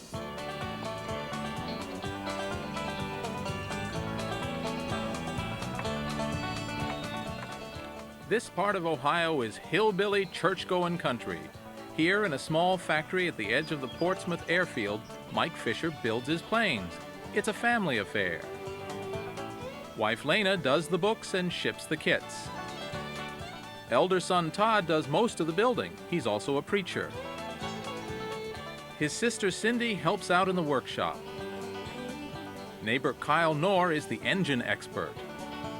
Bob Henshaw, a retired crane driver, is the other main builder. Finally, there's Mike himself, boss, designer, and the guy who will share my challenge. The plane we're going to build is called the Youngster, Mike's version of a 60-year-old German biplane named the Jungmeister, which was designed for aerobatics. And they built the single-place competitive version, the Jungmeister, specifically for the 1936 Olympics, which were held in Berlin, and was the only Olympics that included stunt flying as a competitive sport. So, because the Germans, the host country can add a couple of sports, and they felt that they would win the aerobatic championship if they added it. So they added it, and they developed an airplane specifically for it. This is the Reich. Did it win? Yes, of course. It kicked ass. Yes. I personally think it's ugly. I think it's so ugly that I think it's cute or whatever. I just like it. So I just thought, well, I'll just kind of redesign everything, make it a little bit larger, and make it look like the standoff scale of this airplane. So that was my inspiration to do the Youngster. Go ahead and Say the next day we'll see. Before we started, Mike and I made a schedule, planning the tasks day by day. The following day we'll take the big event of flying the airplane. Okay. And that should kind of like have us finished up. 28 days. Yeah. 28 days. Yeah. Wow. 28 days? Here's a guy who's as optimistic as me. We certainly hope it gets here. Time to turn a pile of wood and aluminum tubes into Bob's 30-day wonder plane. It was so different from last time. I was no longer a loner. It felt like we were raising a barn.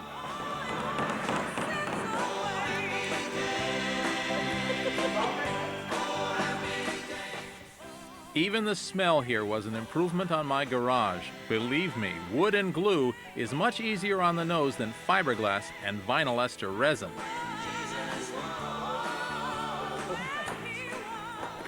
In the first 2 days, we built most of the wings, the rudder, and the pedals. At this rate, building a plane in 30 days might not be such a long shot after all. Arrow Man. By the third day, we were building our fourth wing.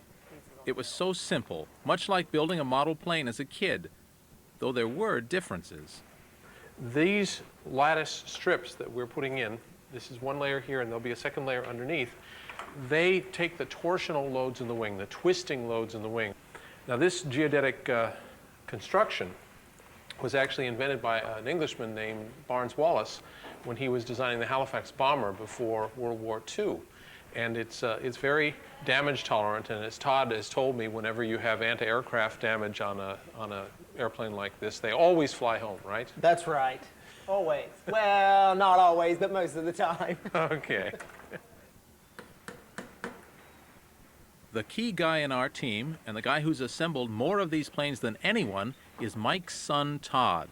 He clearly relishes challenges. Recently, he became a preacher and started his own church. You know, I felt like I was called to preach, you know, called into ministry. Otherwise, I wouldn't have done it. Yeah. Because that's, like I said, that's not me. I don't really enjoy getting up in front of people. Mm-hmm. I just felt led to do it, you know. Uh-huh. Felt like the Holy Spirit was leading me that way, so that's the way it went. Just have to go where God follows you. Well, you know, I feel led to put this glue on this on this spar. I'm glad you do. In fact, God gets a lot of respect in this part of the country. My other helper, Bob Hanshaw, took up building and flying planes just a few years ago and credits God with his success at both. You can kind of feel like that God has his hand underneath you when you're going along. You know, he's in control of everything anyway. And I just feel like kind of like he's holding that airplane up. I mean, I know how it flies by speed and the air pulling you up or the wind, but it's kind of like that he's just got his hand under you and he's holding you there. It is a miracle just how strong and light you can make things out of good old-fashioned wood and glue. This was 11 pounds, and it is very light, and yet it is a super strong structure. Now, I'll give you a little Mike proved the wing's strength with the help of his grandchildren. He put blocks under the wing except at one corner. So there's no support under here. Right. When 112-pound Michael Paul stood on the unsupported corner of the wing, it didn't even look like bending. Back in the shop, it's day 4, and we're cooking with gas. The next step was to build the fuselage. It's simple, a box frame of wood which we would later cover in cloth. Well, these are this is a fuselage side for the airplane, and this, fortunately, we have this jig to work with, so all we have to do is cut and fit the pieces of wood into it.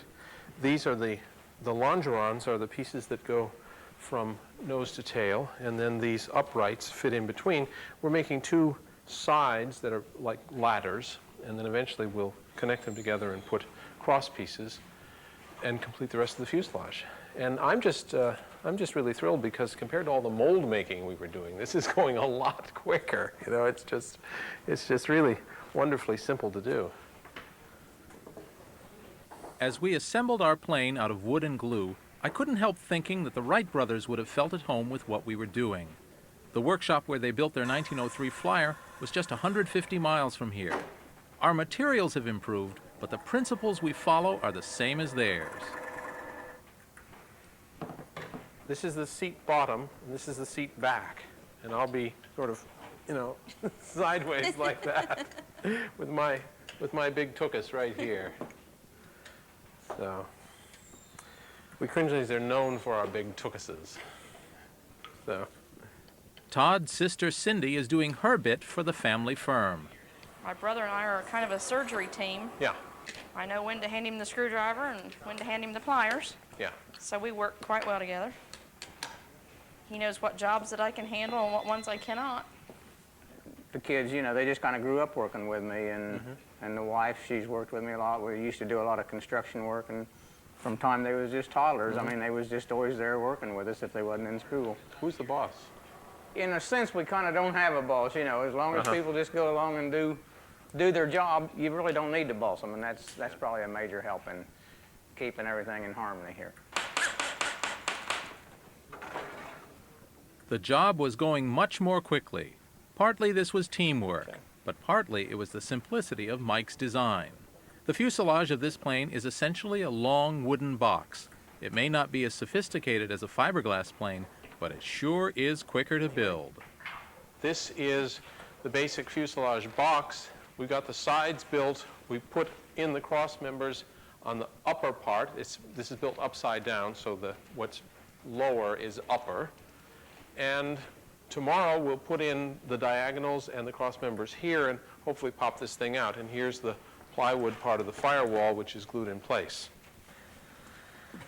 Perhaps the most amazing thing about the Fishers was how they took me, a complete stranger, into their family without a moment's hesitation. The atmosphere couldn't have been more different from the hell that was my garage in Silicon Valley. Hey, I was even enjoying myself.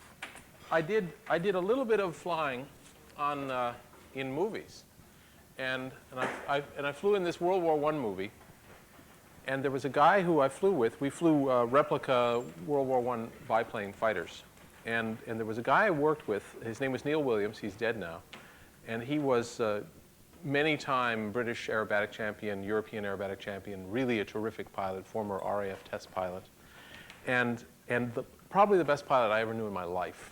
And he was one of the pilots on the film, and he had to do this thing where he was shot down and he would spin down and go behind a hangar. You know, the camera would be situated such that the plane went behind the hangar and he'd pull out. And he did this thing where he was hit and the smoke billowed out and he's starting to spin down, and he pulled out, and the director said, well, that's just really great. You know, but could you just pull out just a little bit lower? And so they did another take, and he spins down, and the director says, that's really cracking, but just a little bit lower, please. So he does one more, vroom, vroom, vroom, crash, spins it right into the ground behind the hangar, and then he walks around the hangar and comes out. He pulled himself out of the wreckage, walked around, and he said, is that low enough?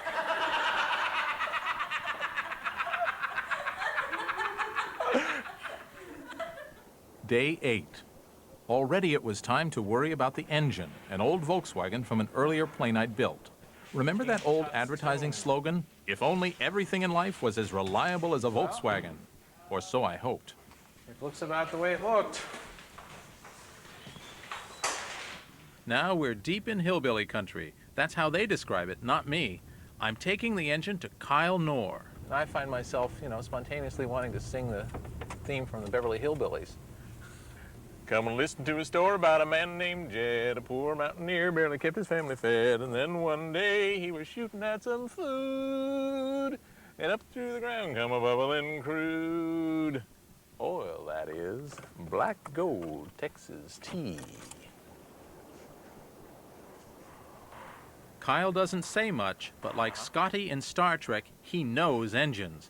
I hope my dilithium crystals are in good shape. Kyle has an eye for collector's items. You have a lot of old stuff around here. Do you prefer it? Yeah.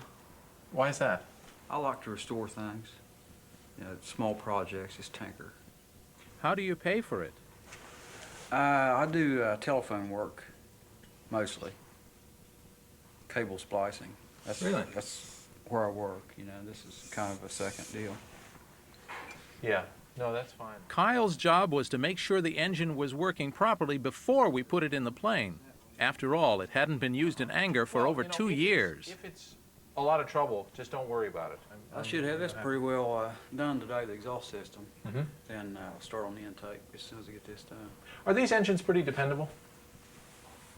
I've heard they are. I've never had any experience with them, but they say they are. Okay. Yeah.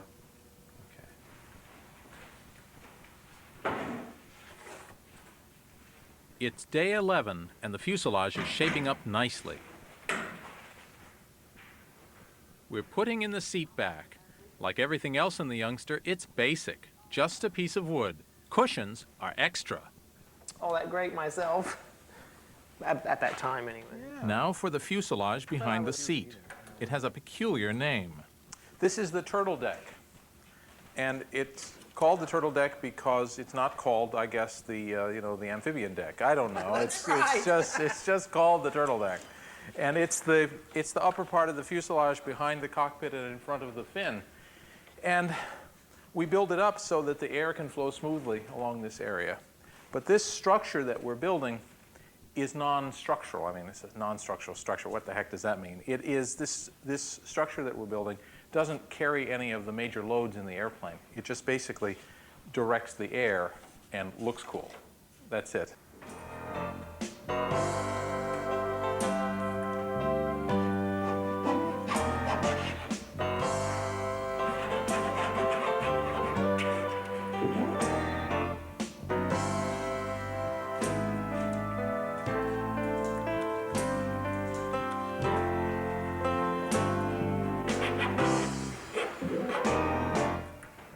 Oh, it looks great. You know, just having the turtle deck finished. I know the bottom stringers are still to go, but the shape is there, and the fin and rudder are on, and the horizontal stabilizer. It just has a very jaunty look about it. You know, it's such a cute little biplane. I'm really, really, really looking forward to flying it.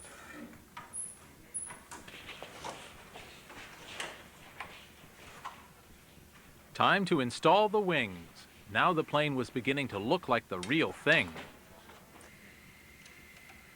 It may not be rocket science, but it's a great feeling as the different pieces of simple wood come together and start to resemble a real airplane. Okay. That should do it. It's very satisfying 2 weeks into this project to be looking at a three-winged airplane. And I can only, you know, we're what? We're less than 2 weeks from flying this thing. Oh, uh-oh. I'm less than 2 weeks from flying this thing. I forgot. Yeah. Attention, please. We've reached a milestone.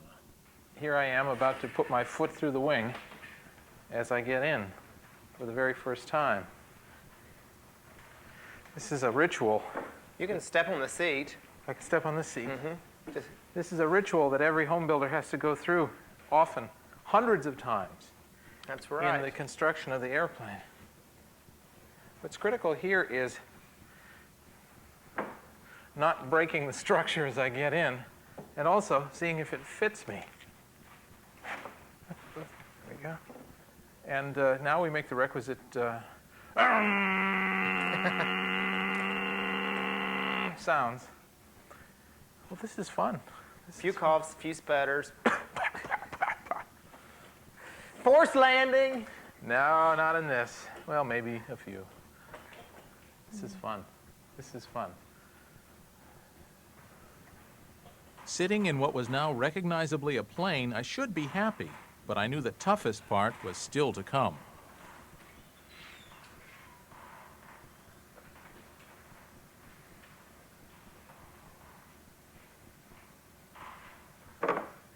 In the Youngster tradition of why make things complicated, there was nothing fancy about the pedals.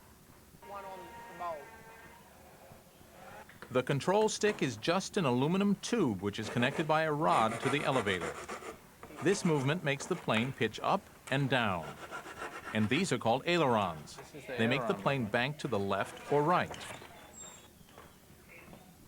All this may seem flimsy, but my concerns are deeper. For me, it's not the, oh my God, I'm being held up by wooden glue thing. It's a general, what is it again that is keeping this airplane in the air? It's not the structure, it's the aerodynamics that I get confused about from time to time. And I think, of course, that there's always the prospect that the laws of nature will be suddenly changed. And I'll no longer, like Wile E. Coyote, goes out over the precipice and he's standing there just fine and until he realizes he's up in the air and then he falls. So. But this plane, it's such a conservative design. It has such a low wing loading. We have a pretty good power loading, which is always nice. And, it should fly like a little bird. And just when it was all going so well, it rained. And boy, did it rain. It bucketed down without stopping for 3 days and 3 nights. It was almost biblical. Even the gods are conspiring against me now. Look at this. We have the biggest flood on the Ohio River in 30 years. We're finishing this plane ahead of schedule, and it looks like the weather will keep us from flying it in the 30 days. I have all the trials of Job, except, of course, for boils.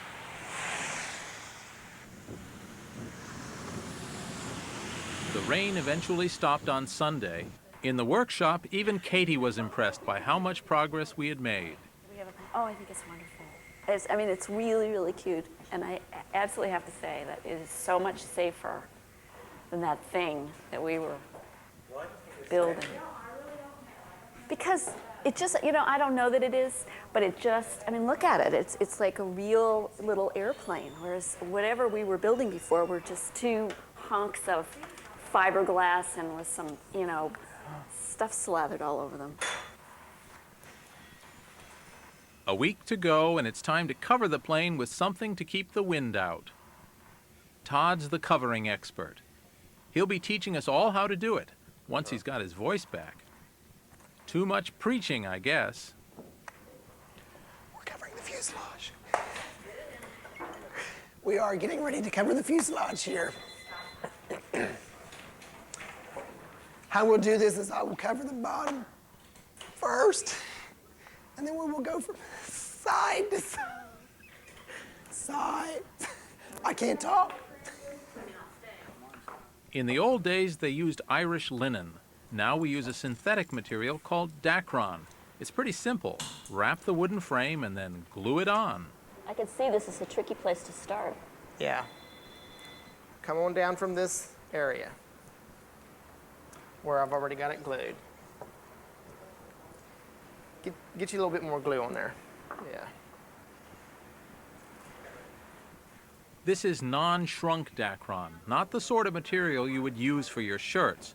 When we iron this stuff, we want it to shrink.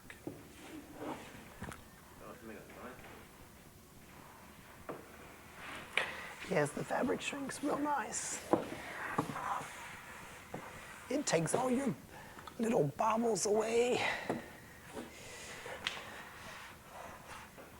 Todd has a foolproof but not very high-tech way of testing if the fabric is shrunk enough. It means it's tight enough, the fabric's tight enough. If it bounces. If it bounces. Needs a little bit more tightening there.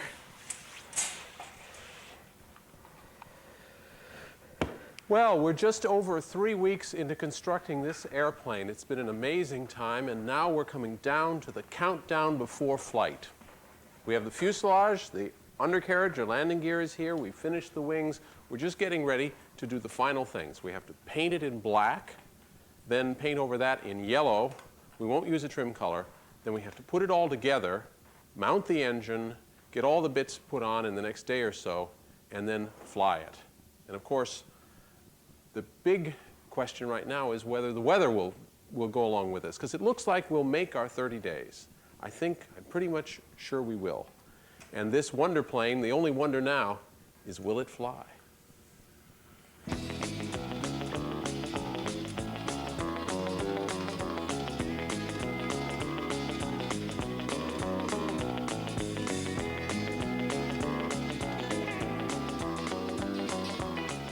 Painting requires so little skill, even the camera crew and the producer can join in.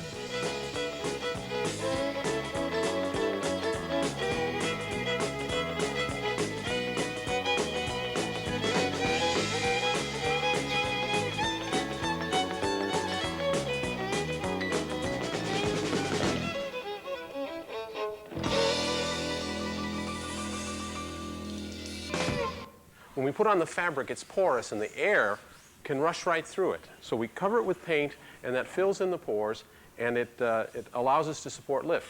The question is, have we got enough paint on? Believe me, I think we do, but we kiss it, see if we can suck air through the fabric. That was one of the least pleasant kissing experiences of my life, I'll tell you, but we passed. The wing is ready. So we can finish the plane, finish painting it, the cosmetic work, put it together, put the engine on it, and fly it very, very soon. Kyle by now had finished with my VW engine. It was time to install it. The engine is the home builder's biggest expense. It's worth paying for. The one thing you don't want when you're flying is for the engine to die. A biplane like this is a tough and resilient machine if properly looked after. It has to be, because in the air, if things go wrong, there's no easy way out. We were getting very close to my first flight. In another day or so, I would have to fly my plane. I was sure that my helpers would leave nothing to chance. But no one has flown this plane before. No one can predict how it will handle or if the controls are properly aligned. Believe me, flying any plane for the first time is scary. By now, all the arrangements were in place. The Federal Aviation Administration had been informed. That's the government department with responsibility for home-built planes like mine. They told me to go ahead and fly. It's done, baby. Just about. Yeah, just about. Suddenly we have 10 knots of crosswind. Where did that come from? 8 Are you knots. worried about that? It said 20 miles an hour out of the southwest is what the forecast was. Now, this is coming more from the southeast. What do they do? It's coming, well, you can see the windsock. Oh, over there. Yeah. You want to fly up the little hole of the windsock and out the big hole. Oh. I'm ready. With the plane finally assembled, there were some last-minute checks to make. First of all, the plane had to be weighed with scales at both ends. And it's very important that the center of gravity be within a certain range. If it's too far aft, then the airplane is too tail heavy, and that means that the control inputs can be too sensitive and it can be too difficult to fly. If it's too far forward, that means that the airplane actually becomes too stable, and it can again be difficult to fly for an entirely different reason. So we want it to be within a specified range. Now, we've built this plane very carefully, sure, and so we're relatively confident that it's within the specified range. We'll know in a few minutes. The plane weighs 393 pounds. My car weighs 8 times as much. There you go, right in there. Uh-huh. Okay, 169 and a half. They found out it wasn't free. I'm getting some arguments about that. It wouldn't be the end of the world if the center of gravity was in the wrong place. For the first flight, we could make some temporary adjustments. But as the test pilot, I wanted everything to be just right. A discrepancy would not help my morale. Exactly.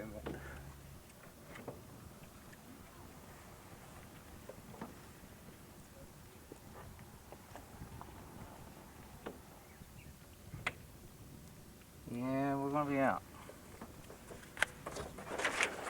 A little bit. We're going to be after a little bit. Well,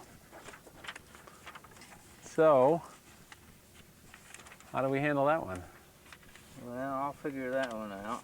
Do you want to, meantime, do you just want to take it down and put some fuel in it and start getting it fired up? And Yeah, let's do that. And you could even taxi it like that. Yeah, sure.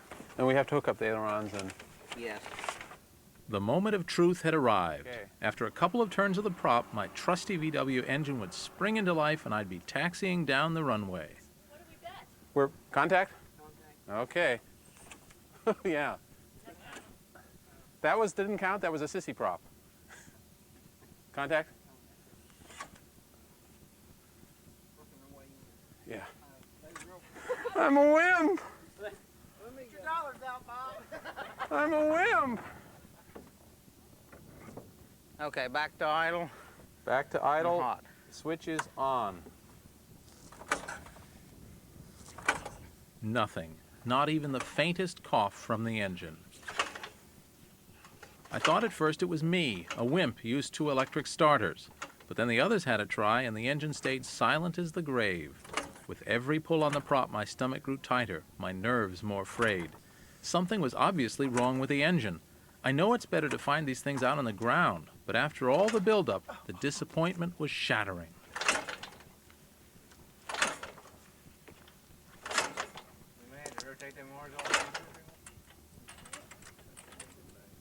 Well, this was just about as bad as it could be. Even my reliable VW was letting me down. This project seemed to have a jinx on it.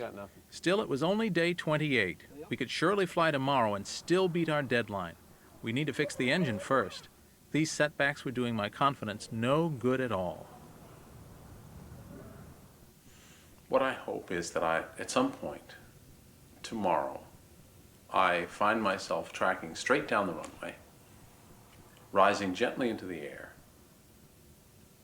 banking a bit to the left, banking a bit to the right, getting a feel for the controls, and suddenly realizing that I have perfect command of this thing. I certainly know every part of it. I understand implicitly how it's constructed and why it stays in the air. There's no reason for me to believe that it won't be a very good flying machine. And tomorrow, I can have that moment where I'm in the air and I suddenly become one with it. At that point then, all worries, all cares drop away, and I have this sublime flying experience that people talk about and I talk about. You know, being in the sky, being as a bird, flying effortlessly. I hope it happens. But of course, there's always the fear that it won't happen, or that somehow any skills that I have after many years of flying will disappear, will go away. And of course they'll always do so because there's 2 or 3 cameras present, and perhaps you're watching, and I feel naked in front of you. But what can you do? You know, I'm committed to doing it. I'm going to do it. And you know, afterwards it will be fine. It will be better than fine. It'll be fabulous. It'll be fantastic. And I will feel great. And you'll see it in my face. And I'll feel it, especially when my feet are back on the ground. Okay. The next day, Mike decided to change the engine. He couldn't work out what was wrong with mine, so he installed the one from his own youngster. The other good news was that there was no problem with the center of gravity. Mike redid his calculations and found out it was in the right place all along. Nothing could stop me from flying now, but knowing this didn't help my nerves.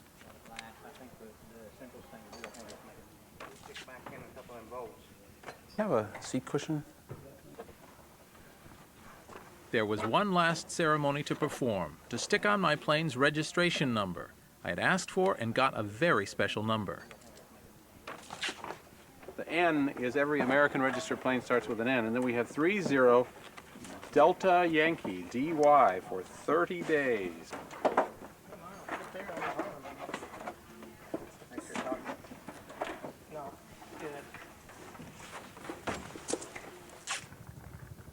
Off I go again.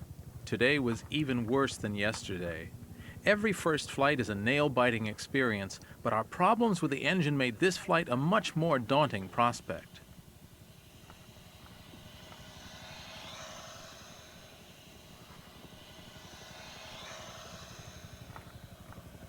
Well, looks like he's ready to go. I'm nervous. I'm definitely nervous.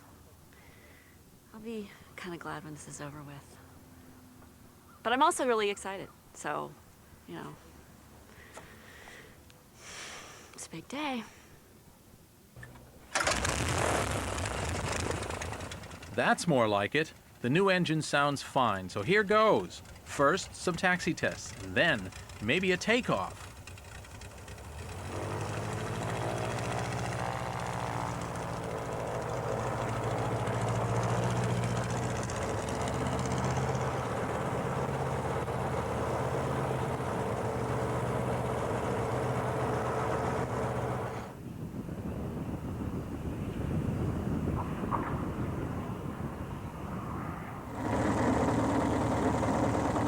Well, it handles on the ground beautifully, if a little bit noisily.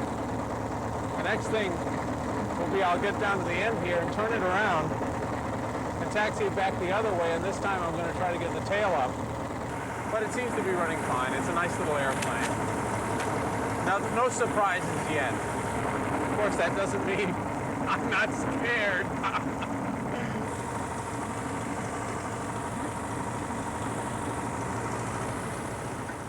I didn't think I was that nervous. I knew I was nervous, but then I went to take a picture and my hand was like going like this. You know, kind of like this.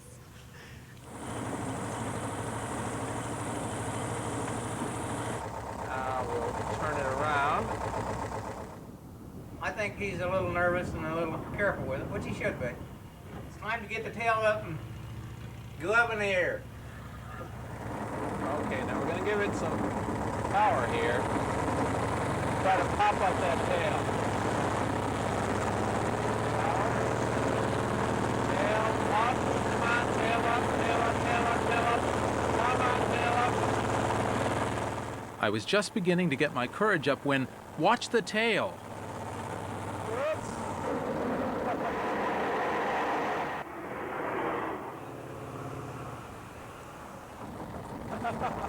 Oh, Lord.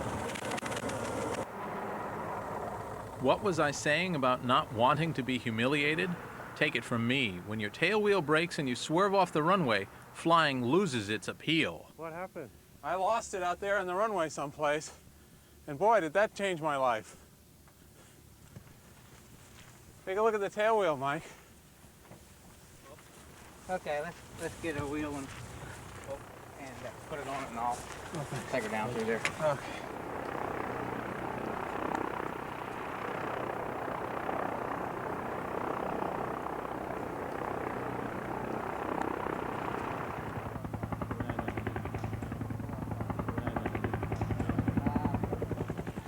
The Ohio National Guard was still in town delivering supplies to people stranded by the flood. They were having a lunch break, but when they saw my problem, they rescued my tail wheel. Now that's what I call putting your tax dollars to work.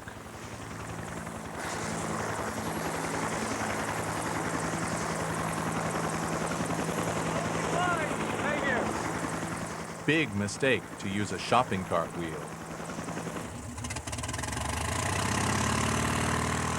Mike then tried the plane out and found another problem. The engine's not turning up. I got like a couple dead cylinders on it there. I don't know why, but I thought it was Bob just driving too slow. He couldn't drive fast. Okay then. By now, my TV producer had had enough. Clearly there's a problem. You know, we certainly don't want anybody at risk. Yeah, we don't want to get hurt in it. No. Yeah. And I think, we've been trying to do lots of things, and clearly it's not working yet. And we've got to get it working before anybody takes off in it. That's fine with me. I'll just continue on it. Yeah. Get it ready. Get it right. We'll take the other engine up to the fella and get him to get the engine running properly.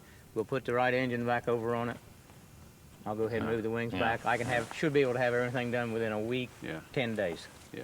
Okay, good. Well, that's what we'll do. So we didn't quite do it in 30 days then? Yes, we did. Well, actually, we did the airplane. We built the airplane. We got the tail up in 30 days. Yeah, almost. Anyway, well done, everybody. As the plane sat there, gripped by the earth, in the back of my mind I could hear my father's voice repeating what he had so often said to me. You could have made it. Well, not today. Not safely.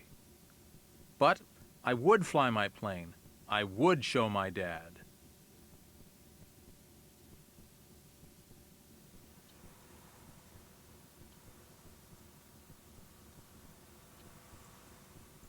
Dawn and I'm back in Ohio. In the intervening weeks, we've fixed things on the plane that weren't working properly.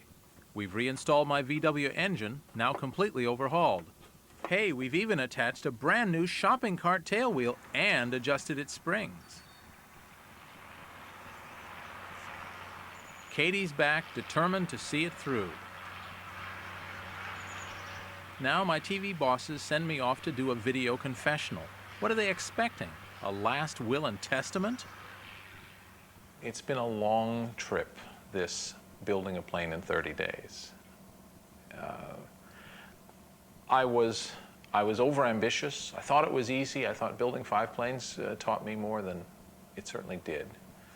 Somehow, thinking that having built an airplane in 18 months, I could then turn around and do it in 30 days, well, I learned a lesson. And in another 15 minutes, maybe, I'll be flying it. I was nervous the last time. I was really nervous the last time. And it's not that I'm not nervous now, but I feel much more confident that the plane will fly okay. And I'm just eager to get it over with and to get to that point where then the flying becomes enjoyable. You know, probably a couple hours into flying this plane, which will be a couple days from now, it'll start to be really, really fun. And that's the whole point of flying. This kind of flying is to be fun. And building it was so arduous and so unfun that I can't wait for the good stuff to finally begin. So this is it, the final showdown.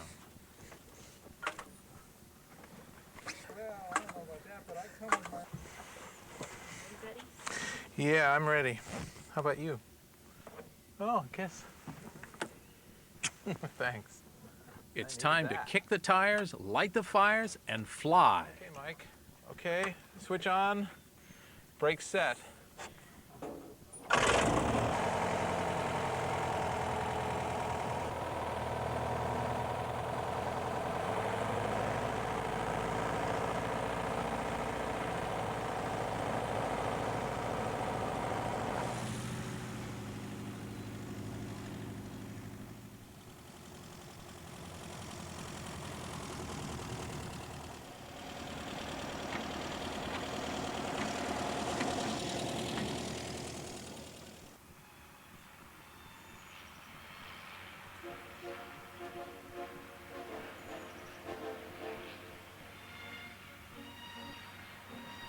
Is the wind a problem, Mike? Not unless it gets more than what we're doing right now.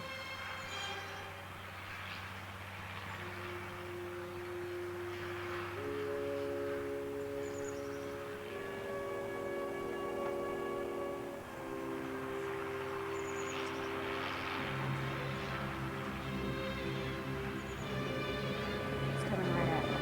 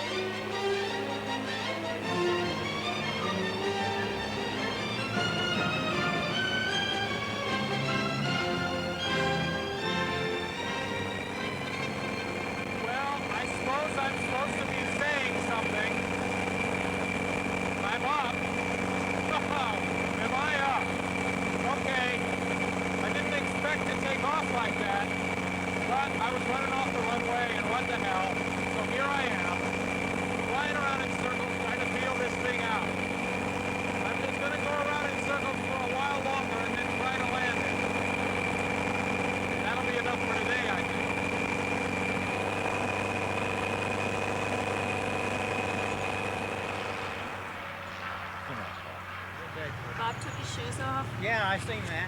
Maybe we ought to collect them up before they go through a crop, you reckon?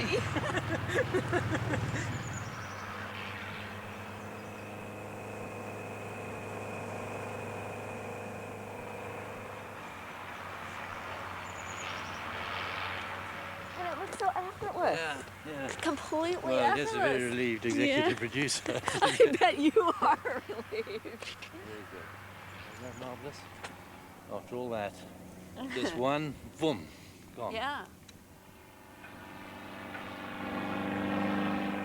That's one of my biggest pleasures, is to see one of the airplanes that I've designed and built, someone flying it. I think I enjoy watching it fly more than I enjoy flying, actually.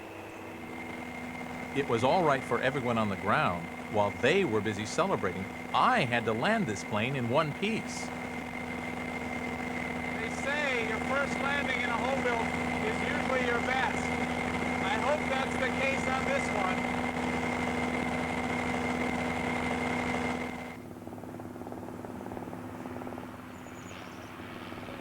Yeah, just right there, Mike. Right out in front of you.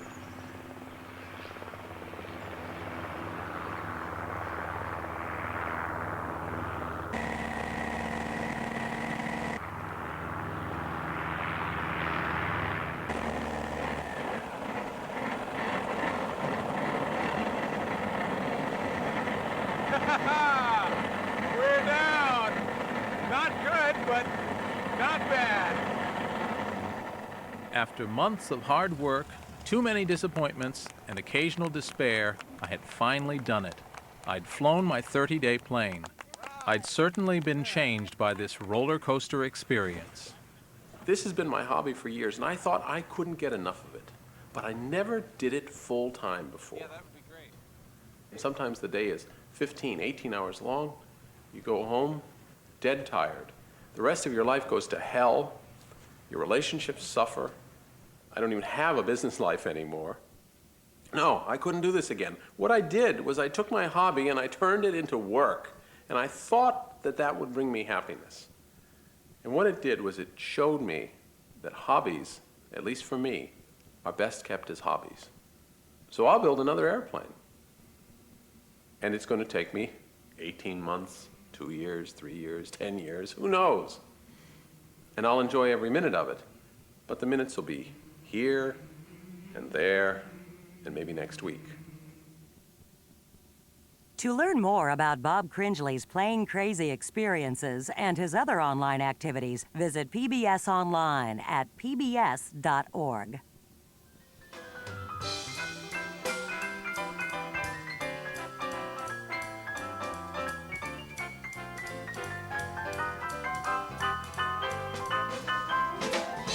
Do-do-do-dwee-da, do-do-do-dwee-da, shoo-doo-doo-dwee-da, shoo-doo-doo-doo-doo-doo-dwee-da. I'm swinging on a star. You'll say I've gone too far. I should be crazy, but I'm not. I should be crazy, but I'm not. I should be crazy, but I'm not.